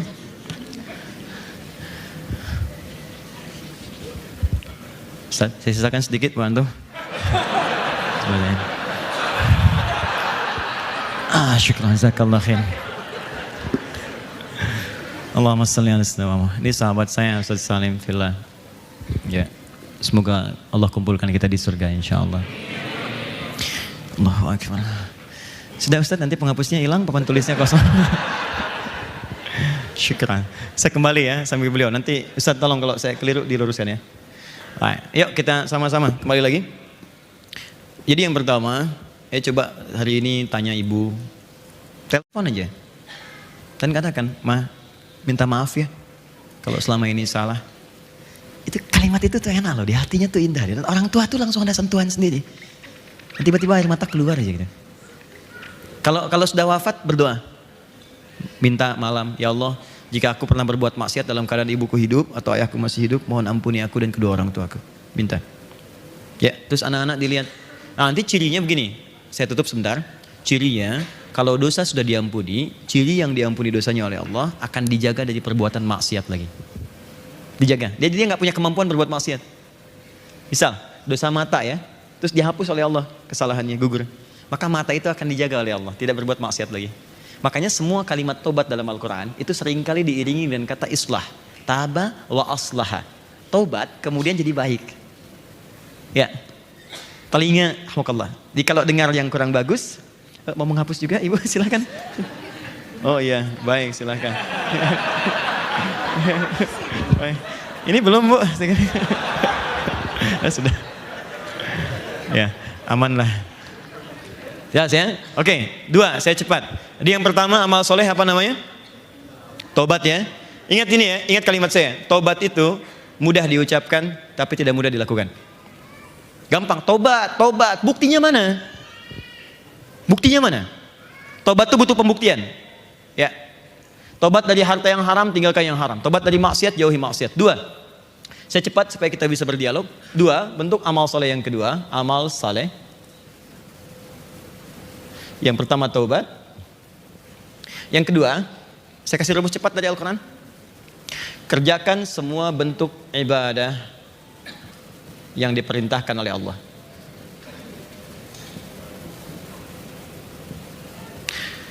Saya kasih rumus cepatnya. Perhatikan baik-baik. Teman-teman, kalau Anda bertanya, "Ustadz, bentuk ibadahnya apa?" Supaya saya bisa meningkatkan amalan. Dan saat dikerjakan amalan ini, dia senilai dengan jihad tadi pahalanya. Jadi yang pertama dosa sudah hilang dengan taubat. Yang kedua kerjakan semua bentuk amalan, ibadah. Supaya kita mendapatkan nilai yang senilai dengan jihad tadi. Nah kunci cepatnya adalah, karena ini bentuknya amal soleh, nanti cari kalimat yang bersanding dengan amal soleh dalam Al-Quran. Kalimat itu tiada lain adalah kalimat iman. Setiap Anda menemukan kalimat iman, itu umumnya setelahnya adalah amal soleh. Baik berupa kalimat amal soleh ataupun rincian amalnya. Contoh, Quran surah 103. Wal asr. Innal insana lafi illal ladzina amanu. Kalimat iman wa amilus salihat. Di setelah ada kalimat iman, amal soleh. Anda bertanya apa rinciannya? Cari lagi kalimat iman. Dari Al-Baqarah terus sampai dengan An-Nas. Dari Al-Fatihah sampai An-Nas. Kalimat iman pertama Al-Baqarah ayat 3. Alladzina yu'minuna bil ghaib, iman. Kemudian setelah itu amal soleh rinciannya. Wa yuqimunas salat. Wa mimma razaqnahum yunfiqun infaq. Walladzina yu'minuna bima unzila ilaik. Al-Quran. Cukup 3 ini dulu. Al-Baqarah 183. Ya ayyuhalladzina amanu kutiba alaikumussyam. Hai orang-orang beriman, iman dulu baru puasa. Kutiba alaikumussyam. Ada puasa. Jadi mohon izin, ayo kita keluarkan sekarang semua amalan ini. Mumpung masih ada 7 hari ke depan, teman-teman sekalian, 7 hari. Kalau Anda mengerjakan ini sekarang, maka nilainya, nilai pahalanya bukan 10 lagi, bukan 100, bukan 700. Nilainya senilai dengan jihad. Sudah nggak ada ukuran lagi. Dah selesai. Sholat, teman-teman ayo keluarkan. Jangan cuma yang 5 waktu. Sunnahnya keluarkan semua. Malam apa saja. Ya ada tahajud, ada qiyamul lail, ada witir. Pagi dari mulai syuruk, kemudian ke duha. Ada qabliyah, zuhurnya, ba'diyah, zuhur. Ada sebelum asar 4 rakaat. Ya, ada kemudian maghribnya, ada isya'nya. Coba cek, keluarkan semua. Saya mohon, kalau boleh saya mohon. Kalau saya perlu cium tangan ikhwan, saya cium tangan Anda. Dengarkan baik-baik. Jika ada kesempatannya, jangan tinggalkan karena tidak mudah untuk mendapatkan ini lagi. Ini amalan, gak ada bandingannya. Kan rumus cepatnya begini. Nabi itu meminta kita cerdas beramal. Bahkan kalau modalnya sedikit kata Nabi, cari yang keuntungannya banyak, namanya sedekah jariyah. Sedekah jariyah itu modalnya bisa sedikit, tapi keuntungan pahalanya, kita wafat pahala masih datang. Saya kasih contoh cepat ya, contoh cepat. Kita punya 50.000, tapi pahala pengen terus ada. Anda berikan makanan pada orang, dia makan ada energi, dia sholat dapat pahala. Energinya hilang, pahala selesai. Tapi Anda berikan pada penghafal Quran, beli mushaf, modal 50.000. Anda berikan pada penghafal Quran. Mushaf itu selama ada di tangannya, maka pahala mengalir bagi Anda. Dan dia baca, hafalkan. Dan pahalanya sama, setiap hurufnya Anda dapat pahala yang sama. Kalau sekarang dia bacakan, nilainya lebih tinggi daripada hari biasa. Yang paling dahsyat, penghafal Quran kan nggak pernah dia menghafalkan, membaca cuma sekali. Dia kan ulang-ulang. Satu ayat diulang. Dzalikal kitabu la raiba fi la raiba fi dzalikal kitabu la raiba fi dzalikal kitabu la raiba fi hudan lil muttaqin dzalikal kitabu la raiba fi hudan lil muttaqin dzalikal kitabu la raiba fi hudan lil muttaqin. Berapa huruf? Berapa pahala yang dapatkan? Dan nggak pernah ada orang penghafal Quran baca cuma sehuruf. Siapa nih? Ini Pak Nur pahalanya udah banyak, sehuruf aja. Nun, dah simpen. Cari yang lain. Nggak ada. Dia terus. Dan kalau mushafnya nggak ada, kan penghafal Qurannya ada. Dia mengajar lagi, modal cuma 50.000, Anda wafat, dia punya murid 1.000. Dan terus. Maka cari yang cerdas. Boleh hari ini, keluarkan semua jenis sholat, keluarkan. Ini cepat sekali. Begitu dosa diampuni, dapat pahala senilai jihad. Sudah. Ini cara cepat mendapatkan surga selevel dengan Nabi. Karena status orang beramal jihad, wafatnya syahid, syuhada, itu golongan di antara 3 golongan yang tinggalnya dengan semua nabi di surga. Bukan cuma Nabi Muhammad SAW, semua nabi. Beberapa nabi namanya Anbiya, surah ke-21 Al-Anbiya, karena disebutkan kisah beberapa nabi. Nabi Ayyub, Nabi Yunus, dan seterusnya. Ya, tapi kalau semua nabi, nabiyin. Dari Nabi Adam sampai Nabi Muhammad SAW. Buka Quran surah keempat ayat 69. Ada 3 golongan yang tinggal dengan semua nabi. Ya, wa may yuti'illaha war rasul fa ulaika ma'al ladzina an'ama Allahu 'alaihim minan nabiyyin. Ada orang-orang yang tinggal dengan semua nabi di surganya. Siapa mereka? Awas hati-hati. Wasyuhada'i. Ya, nabiyina was-siddiqina wasyuhada was-shalihin. As-siddiqin, orang-orang yang jujur mengamalkan isi Quran. Di kamu pengusaha, kata Allah, berusaha yang baik, dia kerjakan dengan baik. Jujur, dia jujur, masuk golongan siddiqin. Siddiq itu bukan cuma benar, tapi membenarkan apa yang Allah perintahkan. Makanya Abu Bakar As-Siddiq ketika diprovokasi oleh Abu Jahal, ya, Abu Jahal, Abu Lahab, dan sebagainya, diprovokasi, terutama Abu Jahal.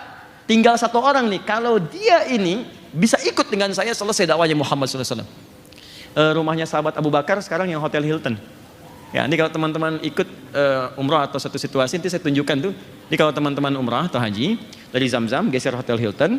Hotel Hilton tuh masuk naik tangga yang eskalator ke atas, jangan masuk. Naik lagi ke atas sekali. Di situ ada musola, itu rumahnya sahabat Abu Bakar dulu. Di situ. Diprovokasi, dicari. Tinggal 1 orang lagi, kalau dia percaya dengan saya, selesai dakwah Muhammad. Ditarik, dibawa ke Jabal Qubais. Dengarkan apa kata Muhammad. Kata Abu Bakar apa? Kata Nabi Muhammad, saya tadi malam barusan diisrakan oleh Allah dari Masjidil Haram ini ke Masjidil Aqsa, kemudian pulang lagi ke sini. Semua ketawa termasuk Abu Jahal.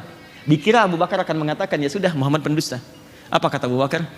Kalaulah Muhammad SAW mengatakan, sekarang di belakang bukit Jabal ini, Jabal Qubais, ada musuh akan menyerang kita dan tidak terbukti, saya tetap akan percaya kepadanya. Membenarkan apa yang disampaikan Nabi dengan sepenuh jiwa, itu namanya shadiq. Tapi kalau terus dibenarkan dengan penuh keyakinan, siddiq. Jamannya siddiqin. Anda pengusaha, Anda yakin dengan hukum Allah, riba tinggalkan, ini yang gak bagus tinggalkan, Anda masuk ke golongan siddiqin. Anda yakin dengan amalan sedekah, kerjakan, siddiqin.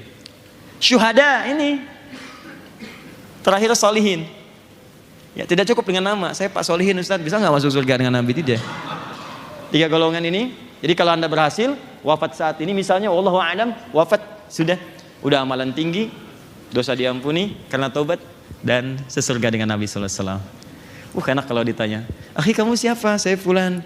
Kamu di surga mana? Oh, saya dengan Habib Fulan, Ustaz Fulan, Syekh Fulan. Wah, luar biasa. Kamu di mana?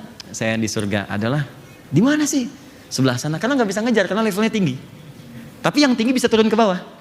Bisa bahkan dikunjungi oleh semua malaikat. Ada di Quran surah ke-13 ayat 23 sampai 24. Dikunjungi semua malaikat. Dahsyat.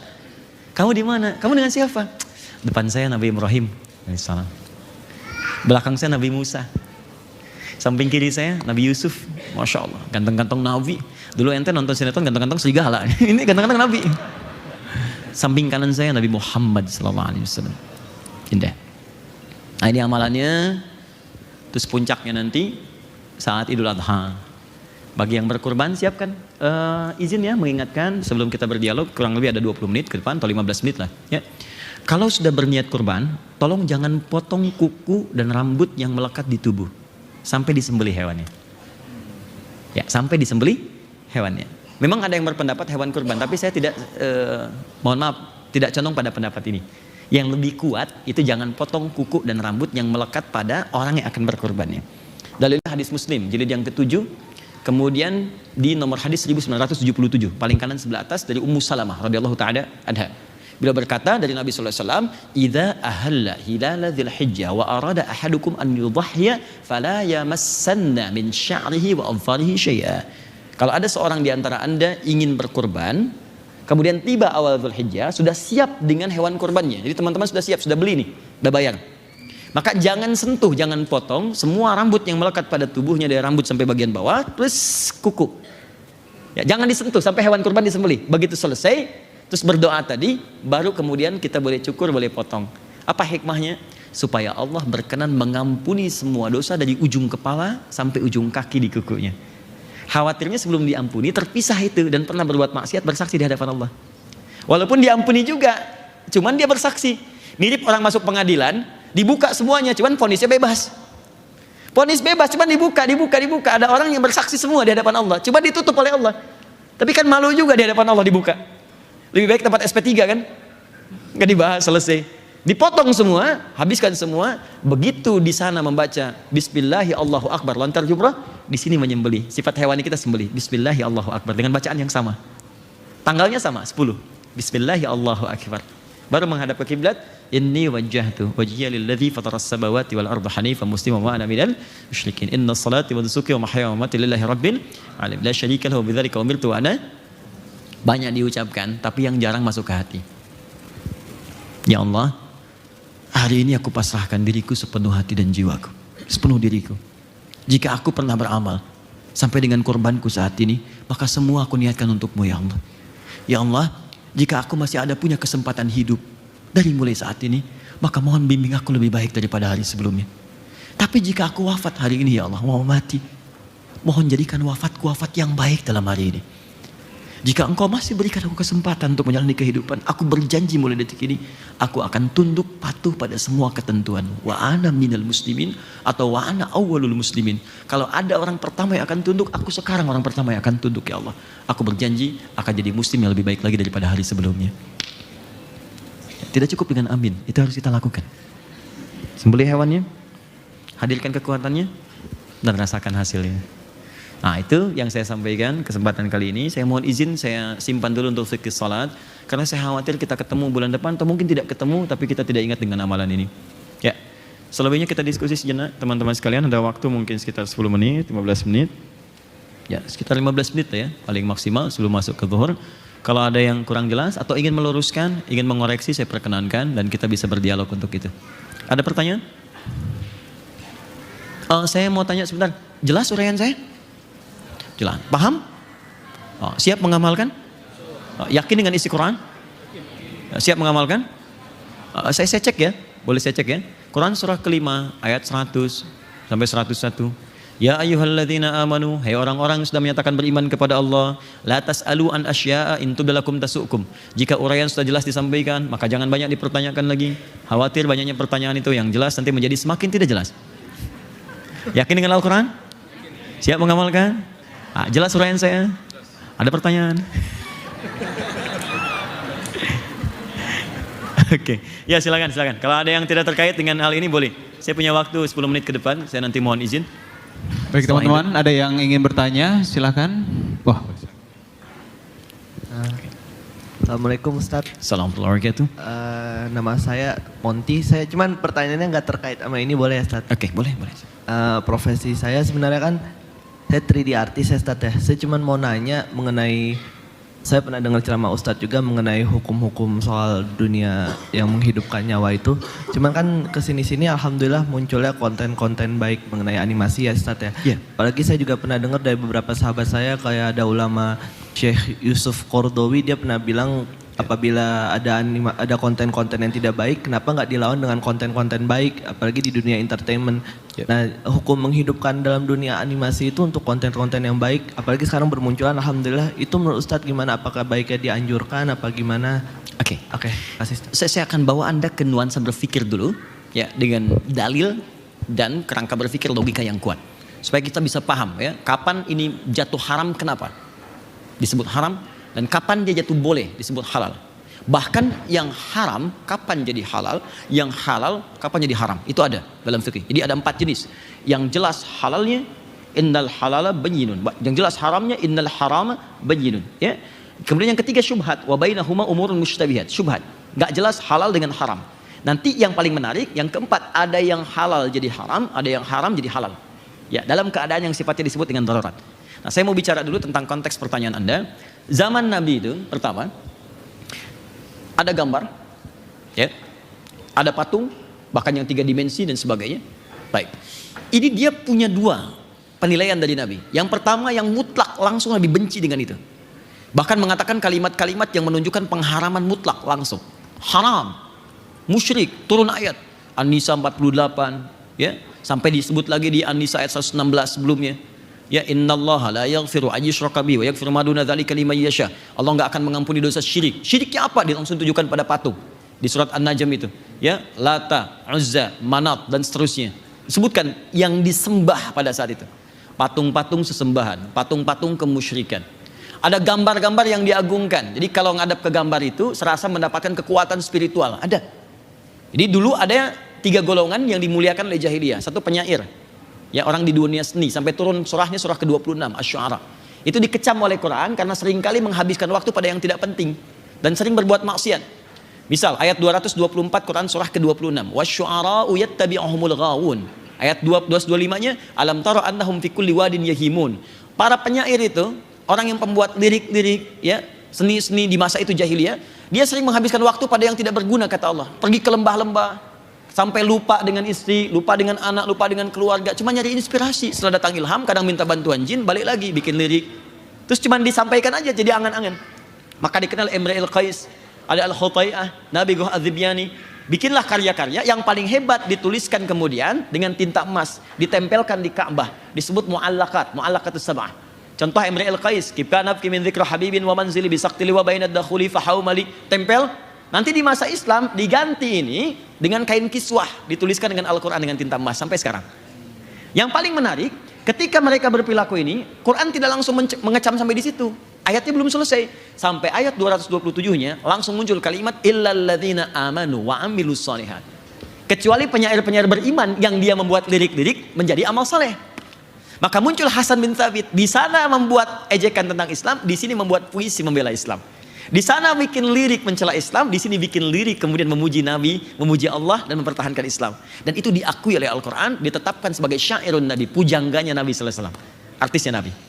Oke, sisi lain ada langsung bidang-bidang tadi, gambar, ya, kemudian patung, yang sama dimensi, bahkan 3 dimensi, 4 dimensi. Aisyah radhiyallahu taala anha punya mainan dumyah, boneka dari kuda-kudaan. Ada. Sebagian yang gambar-gambar nggak elok, Nabi bilang ini tutup nih, buang Aisyah. Tapi yang lain, kata Nabi nggak apa-apa, pakai aja. Ini artinya ada yang dibolehkan, ada yang tidak. Maka ulama fikih mengatakan, ketika tidak dibolehkan, sifatnya diturunkan. Semua sifat ini, walaupun wujudnya beda, bentuknya tidak sama. Zaman jahiliyah nggak ada animasi, kan? Yang ada real, nyata. Sekarang ada, tapi sifatnya sama. Sifatnya kemusyrikan, film kartun, tapi dikenalkan dengan unsur agama lain. Dibawa jadi pahlawan, tapi isinya ajakan untuk menyembah kepada, maaf ya, kepercayaan lain dan sebagainya. Itu nggak boleh, haram hukumnya. Tapi sisi lain, kalau yang Anda kerjakan pada nilai kemuliaan, dan itu jadi wasilah yang sangat efektif untuk menerangkan nilai keislaman, maka hukumnya naik jadi boleh, mubah, bahkan sunnah. Ketika itu bisa digunakan dan tidak ada yang lain. Bikin pejuang Islam, bikin cerita tentang Zaid bin Thabit, bikin cerita tentang Usamah bin Zaid, bikin cerita tentang Khalid bin Walid, bikin animasi. Ya, ada Upin Ipin sekarang, ada Nusarara, ada macam-macam. Silahkan kembang. Saya termasuk yang condong kepada pendapat ini, dia boleh digunakan dan dalilnya sangat kuat di situ. Sah hukumnya. Jelas ya? Ya kalau ada orang yang berpendapat berbeda, jangan dicela, dihormati aja. Gak apa-apa, Anda dengan pendapat Anda, saya hormati. Tapi kan Anda tidak perlu mencela saya. Jangan sampai perbedaan pendapat itu menghalangi Anda minum teh bersama. Jelas ya? Doakan sudah. Apa yang mau dicapai? Apa puas dengan hanya ngajak orang maksa ikut saya? Terus apa yang mau dicapai? Anda ngajak tapi saya nggak suka. Kata Buya Hamka, itu munafik yang paling dalam. Diajak ke sebuah tempat agama tapi mengingkarinya. Ya, ikutan ke tempat agama lain tapi kita ingkari, itu kata Buya Hamka, hipokrit yang paling dalam. Sama dengan Anda maksa orang tapi dia nggak suka dengan Anda, untuk apa? Kita hargai kan? Saya ada pendapat, yang penting dalil di sini. Yang kunut ada dalilnya, yang tidak kunut ada dalilnya. Yang salah yang tidak sholat subuh. Oke? Ada yang lain? Ustaz Salim. Oke. Baik. Jazakallah khair. Izin sebentar ya.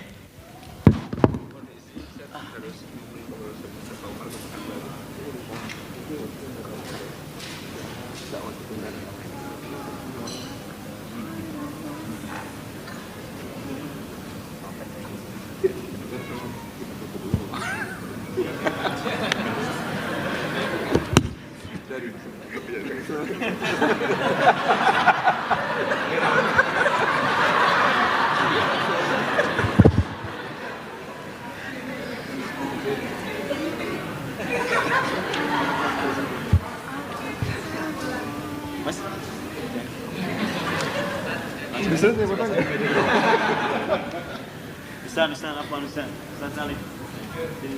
Mas ini.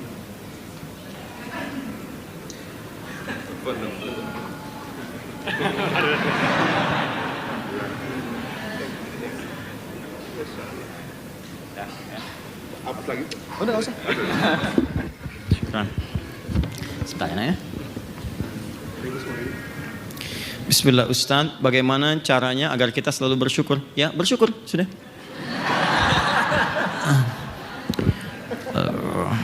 Apakah kufur itu tergolong maksiat karena sebagai manusia sering merasa tidak tenang? Dalilnya Quran surah ke-14 ayat ke-7. La in syakartum la azidannakum wa la in kafartum inna adzabi lasyadid. Cara bersyukur itu sederhananya adalah mengoptimalkan nikmat yang Allah berikan kepada kita sesuai dengan ketentuan yang telah Allah tetapkan. Saya ulang ya. Ingat, bersyukur bukan mengucapkan sekedar alhamdulillah, tapi mengoptimalkan nikmat yang Allah berikan kepada kita dengan cara menggunakannya sesuai dengan ketentuan yang Allah tetapkan. Contoh, saya ingin bersyukur dengan mata saya. Maka bagaimana caranya? Gunakan sesuai ketentuan Allah. Kata Allah, jangan lihat maksiat yang buruk. Palingkan. Quran surah ke-24 ayat 30. Qulil mu'minina yaghuddu min absarihim. Ayat 31. Wa qulil mu'minina yaghuddu min absarihinna. Katakan pada pria-pria, perempuan-perempuan yang beriman, jaga pandangannya, alihkan dari yang buruk. Itu syukur. Saya bersyukur dengan lisan saya. Maka jauhkan dari yang kotor, gibah, ya, mencela. Quran surah 49 ayat 11, ayat 12. La yaskhar qaumin qaum, jangan saling mencela. La yaghtaba'lukum ba'lu, jangan bergibah. Jangan berdusta. Wailul lil mukadzibin. Ya, nikmat dengan harta, syukurnya bagaimana? Zakat, keluarkan zakat. Bahkan kalau perlu, sebelum dikeluarkan, diukur kapan keluarnya. Quran surah ke-9 ayat 103, zakat. Dikeluarkan ke 8 golongan. Quran surah ke-9 ayat ke-60. Kalau masih ada lebih, infak. Quran surah ke-2 ayat 215. Lebih lagi sedekah. Quran surah ke-2 ayat 264. Boleh, silakan. Ya, jadi itu yang bisa kita maksimalkan. Syukur dengan fisik, ibadah. Salat, ya, maksimalkan. Doa dan seterusnya. Allah Ta'ala a'lam bis-shawab. Kalau kita tidak melaksanakan kurban, sembelih langsung, apakah tidak apa-apa? Boleh, tidak apa-apa. Karena Nabi, dalilnya apa? Hadis Nabi SAW dari Ali bin Abi Thalib. Pernah Nabi meminta Ali bin Abi Thalib menyembelihkan sembelihan Nabi, kurban Nabi. Ya, disembelihkan boleh. Kenapa? Karena banyak sembelihan Nabi. Kurban Nabi bukan 1-2, kadang 100. Ya, Nabi nggak sembelih sendiri. Ada Ali yang menyembelihkan, dan sebagian yang lain sembelih. Disah boleh. Cuman saran saya, ketika akan disembelih oleh orang lain, tanyakan kapan disembelihnya. Waktunya kapan? Apakah di Indonesia atau di luar Indonesia? Walaupun kita tidak tahu hewan yang mana, begitu diberitahu jam sekian, hari sekian, pada saat itu langsung menghadap ke kiblat sesuai dengan jamnya, kemudian menghadap ke kiblat berdoa kepada Allah. Ya, Allahumma tolong terima kurban saya. Ya Allah, mohon jadikan kurban saya berkah, ampuni dosa-dosa saya dan keluarga saya, dan jadikan ini sebagai hujjah saya saat kembali kepadamu. Ya, kalimat Arabnya tadi inni wajjahtu wajhiya sampai ujungnya, itu hadis sahih. Ustaz tolong jelaskan mengenai berkurban satu kambing untuk satu keluarga. Apakah yang sudah tidak tinggal bersama bisa ikut sertakan? Lalu bagaimana yang masih berutang? Apakah boleh berkurban? Baik, untuk persoalan satu kambing satu keluarga boleh. Jadi gini, ada persepsi yang agak berbeda di masyarakat dan ini kurang tepat. Sebagian masyarakat mengatakan kalau kambing satu untuk satu orang, sapi boleh iuran. Maaf, tidak semua untuk satu kambing itu tidak harus untuk ditujukan seorang, tidak. Saya kadang-kadang melihat satu keluarga ini ada 7 orang, 7-7-nya ini kambingnya satu-satu. Nggak perlu. Boleh satu keluarga, misal satu kambing diniatkan untuk satu keluarga, boleh. Ya, jadi nggak usah kemudian diseling. Ini tahun ini sebulan, tahun ini sebulan, tidak. Kalau anggarannya cukup untuk satu-satu, silakan satu-satu. Kalau satu itu tidak ada yang lain, yang ada cuma 2,5 juta, pengen beli kambing satu, boleh. Saya berkurban untuk satu keluarga. Dalilnya apa? Nabi mengatakan, Allahumma hadza min Muhammad wa ali Muhammad wa umat Muhammad. Ya Allah, tolong terima kurban saya dari Muhammad dan keluarga besar Muhammad, dan untuk umatnya Muhammad yang selama hidupnya nggak bisa kurban. Nabi Muhammad SAW, untuk umatku ya Allah, yang mungkin selama hidupnya nggak pernah kurban. Nabi mewakilinya. Itu luar biasa. Nah, jadi kalau punya satu bagian, nggak ada untuk satu orang misalnya, tapi cukup untuk semuanya, maka niatkan, ya Allah, ini kurban untuk keluarga saya. Langsung sebutkan namanya. Misal bapak saya namanya Muhammad, sudah meninggal. Saya katakan saya punya uang 2,5 juta, saya beli kambing. Ya Allah, ini kurban atas nama keluarga besar almarhum Bapak Muhammad. Maka ibu saya ikut, kakak saya ikut, adik saya ikut di situ. Ya, jelas ya? Baik. Kalau nggak tinggal serumah, boleh, nggak apa-apa. Ya, Anda dengan saudara nggak tinggal serumah dan yakin keluarga besar, nggak apa-apa. Ya, kalau ada rezeki lebih, silahkan misalnya. Ya, sapi untuk satu keluarga besar. Atau per orang mau diperorangkan, boleh, nggak ada larangan, silahkan. Cuman jangan salah persepsi, sehingga ada yang digilir. Daripada digilir, mendingan disatukan semua tahun ini. Paham ya? Allah Ta'ala a'lam bis-shawab. Hadis sahih. Terakhir, ada lagi? Oh, ambil yang jauh ya. Silakan Mas. Terima kasih Ustadz. Sama-sama. Assalamualaikum warahmatullahi wabarakatuh. Waalaikumsalam warahmatullahi wabarakatuh. Terakhir tapi 2 pertanyaan Ustadz. Baik. Yang pertama adalah, tadi dikatakan di awal Ustadz bahwa nanti di akhirat nanti banyak manusia yang menyesali bahwa banyak amalan yang tidak dilakukan. Apakah nanti juga banyak manusia di hadapan Allah itu yang tidak menyesali, artinya malah bersyukur sudah melakukan itu? Itu yang pertama. Yang kedua, tahun lalu Ustadz sudah mengurutkan menurut derajatnya sholat-sholat sunnah. Yang saya tanyakan adalah terkait puasa sunnah itu menurut derajatnya. Itu saja Ustadz, terima kasih. Baik. Pertama, tentang penyesalan di hari kiamat. Quran surah ke-75 ayat yang kedua. Ayat pertamanya, la uqsimu biyaumil qiyamah wa la uqsimu bin nafsil lawwamah. Saya bersumpah, kata Allah, dengan kedahsyatan kejadian hari kiamat. Dan saya bersumpah, kata Allah, di saat itu banyak orang menyesali dirinya. Dia mencela dirinya, kenapa saya nggak kerjakan itu? Kenapa saya nggak lakukan? Makanya saya sering katakan, kalau orang masuk neraka menyesal, biarkan dia. Tapi kalau masih ada di dunia, kita doakan, kita ajak. Dimohon izinnya teman-teman, kalau diajak sama kawannya, bro ayo sholat yuk, ukhti sholat yuk, jangan marah ya. Itu tandanya sayang, jangan marah. Kalau belum bisa ikut, minimal jangan dicela. Tapi dia sayang dengan Anda, dia sayang. Kalau lagi ngajak ke pengajian, bikin status, nggak usah dicela. Tumben kamu soleh sekarang, nggak usah, Anda yang rugi. Ya, soleh bukan, saya tetap dude, ya. Cuman saya sayang kamu gitu. Aja. Yang menyesal itu nanti, maaf ya, maaf. Dia masuk surga, biasa baca Quran. Ya Allah, kenapa nggak 10 ayat saya bacanya 5 terus? Ya Allah, kenapa nggak 20 saya kok di 10 terus gitu? Karena saat dia masuk surga, temannya yang lebih bagus naik level ke atas. Jadi titipin harta, dia zakat keluar, cuman infak tidak. Temannya rajin infak. Ya Allah, kenapa saya nggak infak dulu ya Allah? Sehingga saya bisa levelnya sama dengan dia. Itu yang dimaksudkan. Ya. Tapi hati-hati, ada juga yang mohon izin, ibadahnya bagus, akhlaknya nggak bagus. Ada, jadi nggak berimbang. Ibadahnya bagus, disebut muflis tuh. Nomor hadis 5611 di hadis Muslim, Abu Hurairah.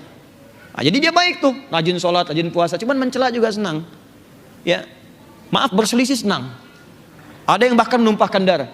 Tu'khadhu hadza min hasanati wa hadza min hasanati. Diambil pahala salatnya, pahala hajinya, pahala infaknya, diberikan pada siapa? Itu yang dicelaknya, yang dikasarinya, yang kadang-kadang diberikan perlakuan zalimnya, itu diambil semua tuh. Makanya kalau sedang dizalimi, jangan menangis, jangan marah. Karena ada transfer pahala kepada Anda. Dari kehidupan kita, itu senang gitu. Ya dunia itu kecil kak, sederhana. Besok meninggal selesai. Saya tuh kadang suka ngetawain orang-orang kalau sedang ngelihat orang bertarung berselisih. Coba ya, 2 orang berselisih mendapatkan mobil, dua-duanya meninggal, nggak ada yang dapat. Saya tuh bingung, ini kenapa sampai begini sih? Meninggal juga gitu. Ini nggak usah disesali, terus harta itu cuma titipan, kedudukan titipan, tuh diambil juga. Dan kalau sudah wafat, gelarnya nggak ikut. Ya, apa ketika dikuburkan gelarnya ikut? Tidak. Bahkan saya pun sudah Adi Hidayat selesai almarhum, sama semua almarhum. Mantan orang kaya sekabupaten Bekasi, mantan orang punya kedudukan di Tanah Kusir, Masya Allah. Harap-harap wafat di Tanah Suci, wafat di Tanah Kusir. Oke ya, satu itu. Oke. Dan apakah ada orang bersyukur di luar yang lain? Tidak. Menyesal di yang lain? Tidak. Yang tadi saja. Kemudian amalan sunnah untuk puasa diurutkan berdasarkan prioritasnya. Prioritas yang paling tinggi adalah berdasarkan waktu, mura'atut tauqid, waktu yang jarang muncul. Makanya kalau bersamaan dengan yang sering muncul, yang jarang didahulukan. Misal, Senin Kamis kan sering muncul kan? Tapi kan puasa Asyura, puasa Arafah jarang kan? Makanya ketika Senin Kamis bertepatan dengan Arafah, Arafah hari Kamis, niatkannya Arafahnya, bukan Kamisnya. Tapi berita baiknya, begitu niat Arafah, Kamisnya dituliskan pahalanya sempurna. Walaupun tidak mengerjakannya. Bagi yang rutin, apa hadisnya Ustaz Al-Bukhari? Idza maridul abdu aw safar kutiba lahu mithla ma kana alaihi muqiman sahihan. Kalau ada orang punya uzur karena sakit atau safar, tidak bisa mengerjakan amalan rutinnya, lalu mengerjakan amalan lain, maka yang rutin tetap dituliskan sempurna walaupun tidak dikerjakan. Akhwat sedang dalam keadaan suci, rajin baca Quran, rajin sholat sunnah, begitu tiba masa haidnya, maka semua amalnya dituliskan pahalanya walaupun tidak mengerjakannya. Alhamdulillah ya ukhti ya, kita dapat pahala walaupun nggak mengerjakan, belum tentu. Ya, kalau saat suci nggak mengerjakan itu, ini nggak dituliskan. Maka cepat kerjakan sebelum datang tiba masa menopause, nanti udah kembali lagi seperti laki-laki. Ya, semoga Allah maafkan kita ampuni dosa kita, memberikan petunjuk kepada kita, menyayangi kita, dan menjadikan kita berkeluarga sampai kembali kepada Allah Subhanahu Wa Taala. Tolong bantu saudara-saudari kita, ya, ajak. Yang belum baik diajak jadi baik. Yang belum baik jangan merasa belum baik, tidak, bergabung. Karena saat Anda berubah, maka Anda sedang dicintai oleh Allah Subhanahu Wa Taala. Yang sudah baik jangan merasa menjadi lebih baik, karena boleh jadi itu bisa melahirkan dosa yang menggugurkan semua kebaikan-kebaikan yang telah ditenun. Saya tidak minta banyak dan saya nggak minta apapun. Seperti saya katakan pertemuan lalu, ya, saya mohon jangan berikan apapun. Saya tidak ingin itu. Saya hanya ingin bahwa saat saya kembali kepada Allah ringan keadaan saya. Saya minta doakan saja dalam setiap sujud, dalam berdoa supaya Allah berkenan mengampuni saya dan keluarga, itu saja. Dan tolong teman-teman, Mas Dimas, Mas Sudiri yang lain, jangan kasih amplop, jangan kasih apa-apa ya. Saya nggak mau. Ya, bukan karena buta tolong, bukan. Saya nggak mau. Ya, saya pengen datang. Jadi saya bisa berhujah gini di hadapan Allah saat saya dipanggil. Ya Allah, saya sudah datang, saya sudah terangkan, saya sudah menulis, saya sudah apapun yang saya sudah lakukan, dan saya nggak minta apapun ya Allah. Dan kalau mereka belum mau, saya sudah memberikan apa yang terbaik. Tapi kalau harus dihukum, tolong jangan hukum ya Allah, karena dia saudara saya, dia saudari saya. Mungkin sampai di situ yang bisa saya lakukan. Tapi kalau saya sudah bisa memberikan itu, Anda belum berubah juga, tolong tunjukkan pada saya dengan cara apa lagi saya mesti menyampaikan. Saya sudah berbuat sepanjang apa yang bisa saya berikan. Dan saya mohon maaf kalau selama ini saya belum bisa mengajar lebih dari apa yang seperti Anda harapkan. Saya minta maaf untuk kita. Alhamdulillahirabbil alamin arrahmanir rahim maliki yaumiddin. Iyyaka na'budu wa iyyaka nasta'in. Shiratal mustaqim, shiratal ladzina an'amta 'alaihim ghairil maghdubi 'alaihim waladdallin. Allahumma salli wa sallim wa barik ala habibikal karim rasulikal amin sayyidina Muhammadin wa ala alihi wa sahbihi ajma'in. Rabbana la tada' lana fi maqamina hadza wa fi kulli maqamin dhanban illa ghafarta. Ya Allah, kami sangat bermohon kepadamu jika ada satupun di antara kami yang hadir saat ini tengah penuh dengan lumuran dosa, maka jangan biarkan dia meninggalkan majlis ini kecuali Engkau telah ampuni segala dosa-dosanya. Allahumma wala hamban illa farajta. Ya Allah, jika ada di antara saudara-saudari kami yang datang dengan kegelisahan di majlis ini, maka mohon ya Allah, jangan biarkan dia meninggalkan tempat ini kecuali Engkau telah tenangkan keadaan jiwanya. Allahumma wala asiran illa yassarta. Ya Allah, jika di antara ada teman kami saat ini, di keluarganya, pekerjaannya, kehidupan sosialnya, ia telah diuji dengan kesulitan, maka mohon ya Allah, angkat dan mudahkan segala kesulitannya. Allahumma wala maridan illa syafaitah. Ya Allah, kami mohon jika ada di antara kami, teman kami, keluarga kami tengah diuji dengan penyakit seberat apapun, mohon ya Allah angkat dan sembuhkan penyakitnya. Allahumma ya Allah, kami mohon jika ada di antara kami yang mungkin tengah Engkau uji ya Allah, satu di antara keluarganya, ayahnya atau ibunya telah kembali kepadamu wafat ya Allah, maka mohon jadikan wafatnya husnul khatimah. Sayangi mereka ya Allah, berikan cahaya di alam kuburnya dan bimbing kami untuk beramal soleh sehingga dapat memberikan nilai kebaikan untuk keluarga kami ya arhamar rahimin. Allahumma alimna ma yanfa'una. Allahumma ya Allah, ajarkan kepada kami ilmu yang bermanfaat yang bisa kami mudah amalkan. Allahumma ya Allah, Allahumma latif kullal asil yatubu ilaik. Ya Allah, kami mohon jika ada kawan kami, kerabat kami, tetangga kami, teman kami, bahkan satu profesi ya Allah yang masih berbuat maksiat, mohon sentuh hatinya untuk bertobat ya Allah. Kami tidak ingin berpisah dengan mereka ya Allah di hari kiamat. Mohon jangan perdengarkan kepada kami teriakan mereka di hari kiamat. Kami bersatu dengan mereka di dunia, satukan kami di akhirat ya Allah. Bimbing mereka untuk bertobat sebelum wafat ya Allah. Mereka kawan kami ya Allah. Mereka ayah kami, mereka ibu kami, mereka tetangga kami. Jangan pisahkan kami ya arhamar rahimin. Allahumma ya Rabb, idza kana hunalika min baqiyati ayyamina faj'al baqiyata ayyamina hayatan thayyibah. Ya Allah, kami ingin berubah. Kami ingin berubah mulai saat ini. Jika memang ada masa hidup bagi kami, tatapan kami untuk ke depan, mohon jadikan sisa hidup kami lebih baik daripada hari sebelumnya. Wa idza kana hadzal yaum min akhir ayyamina faj'al hadzal yaum ya Allah husnul khatimah. Namun kami mohon ya Allah, jika memang hari ini kami mesti kembali kepadamu, hari ini hari kami wafat, jadikan wafat kami husnul khatimah. Jadikan wafat kami husnul khatimah. Jadikan wafat kami husnul khatimah. Allahumma ya Allah, alhiqna ma'as salihin ma'al ladzina an'amta 'alaihim minan nabiyyin was-siddiqin wasyuhada'i was-salihin wa hasuna ulaika rafiqa. Ya Allah, kami merindukan pertemuan dengan Rasulullah sallallahu alaihi wasallam. Kami mencintai Rasulullah sallallahu alaihi wasallam. Mohon ya Allah, kami tidak bisa hidup bersama beliau di dunia, menatapnya di alam mimpi. Maka setidaknya beri kesempatan agar kami bisa bersama dengan Nabi Muhammad sallallahu alaihi wasallam di akhirat nanti. Satukan kami dengan orang-orang soleh, para syuhada, orang-orang jujur bersama para nabi. Ya Allah, kami merindukan semuanya. Allahumma laqad da'awna kama amartana fa'ajib du'ana kama wa'antana. Ya Allah, kami telah luangkan waktu, tenaga, biaya, datang belajar, menyimak, mencatat dan berdoa bermohon kepadamu seperti apa yang telah Engkau perintahkan. Maka mohon ya Allah, kabulkan doa kami seperti apa yang telah Engkau janjikan. Kami telah mengalirkan air mata, mohon jangan sia-siakan air mata kami. Jika dengan semua ini belum mampu mengabulkan apa yang telah Engkau janjikan, tunjukkan kepada kami dengan cara apa lagi kami mesti bermohon kepadamu. Allahumma bifadlika subhana rabbika rabbil izzati amma yasifun wa salamun alal mursalin wa akhiru da'wana alhamdulillahi rabbil alamin.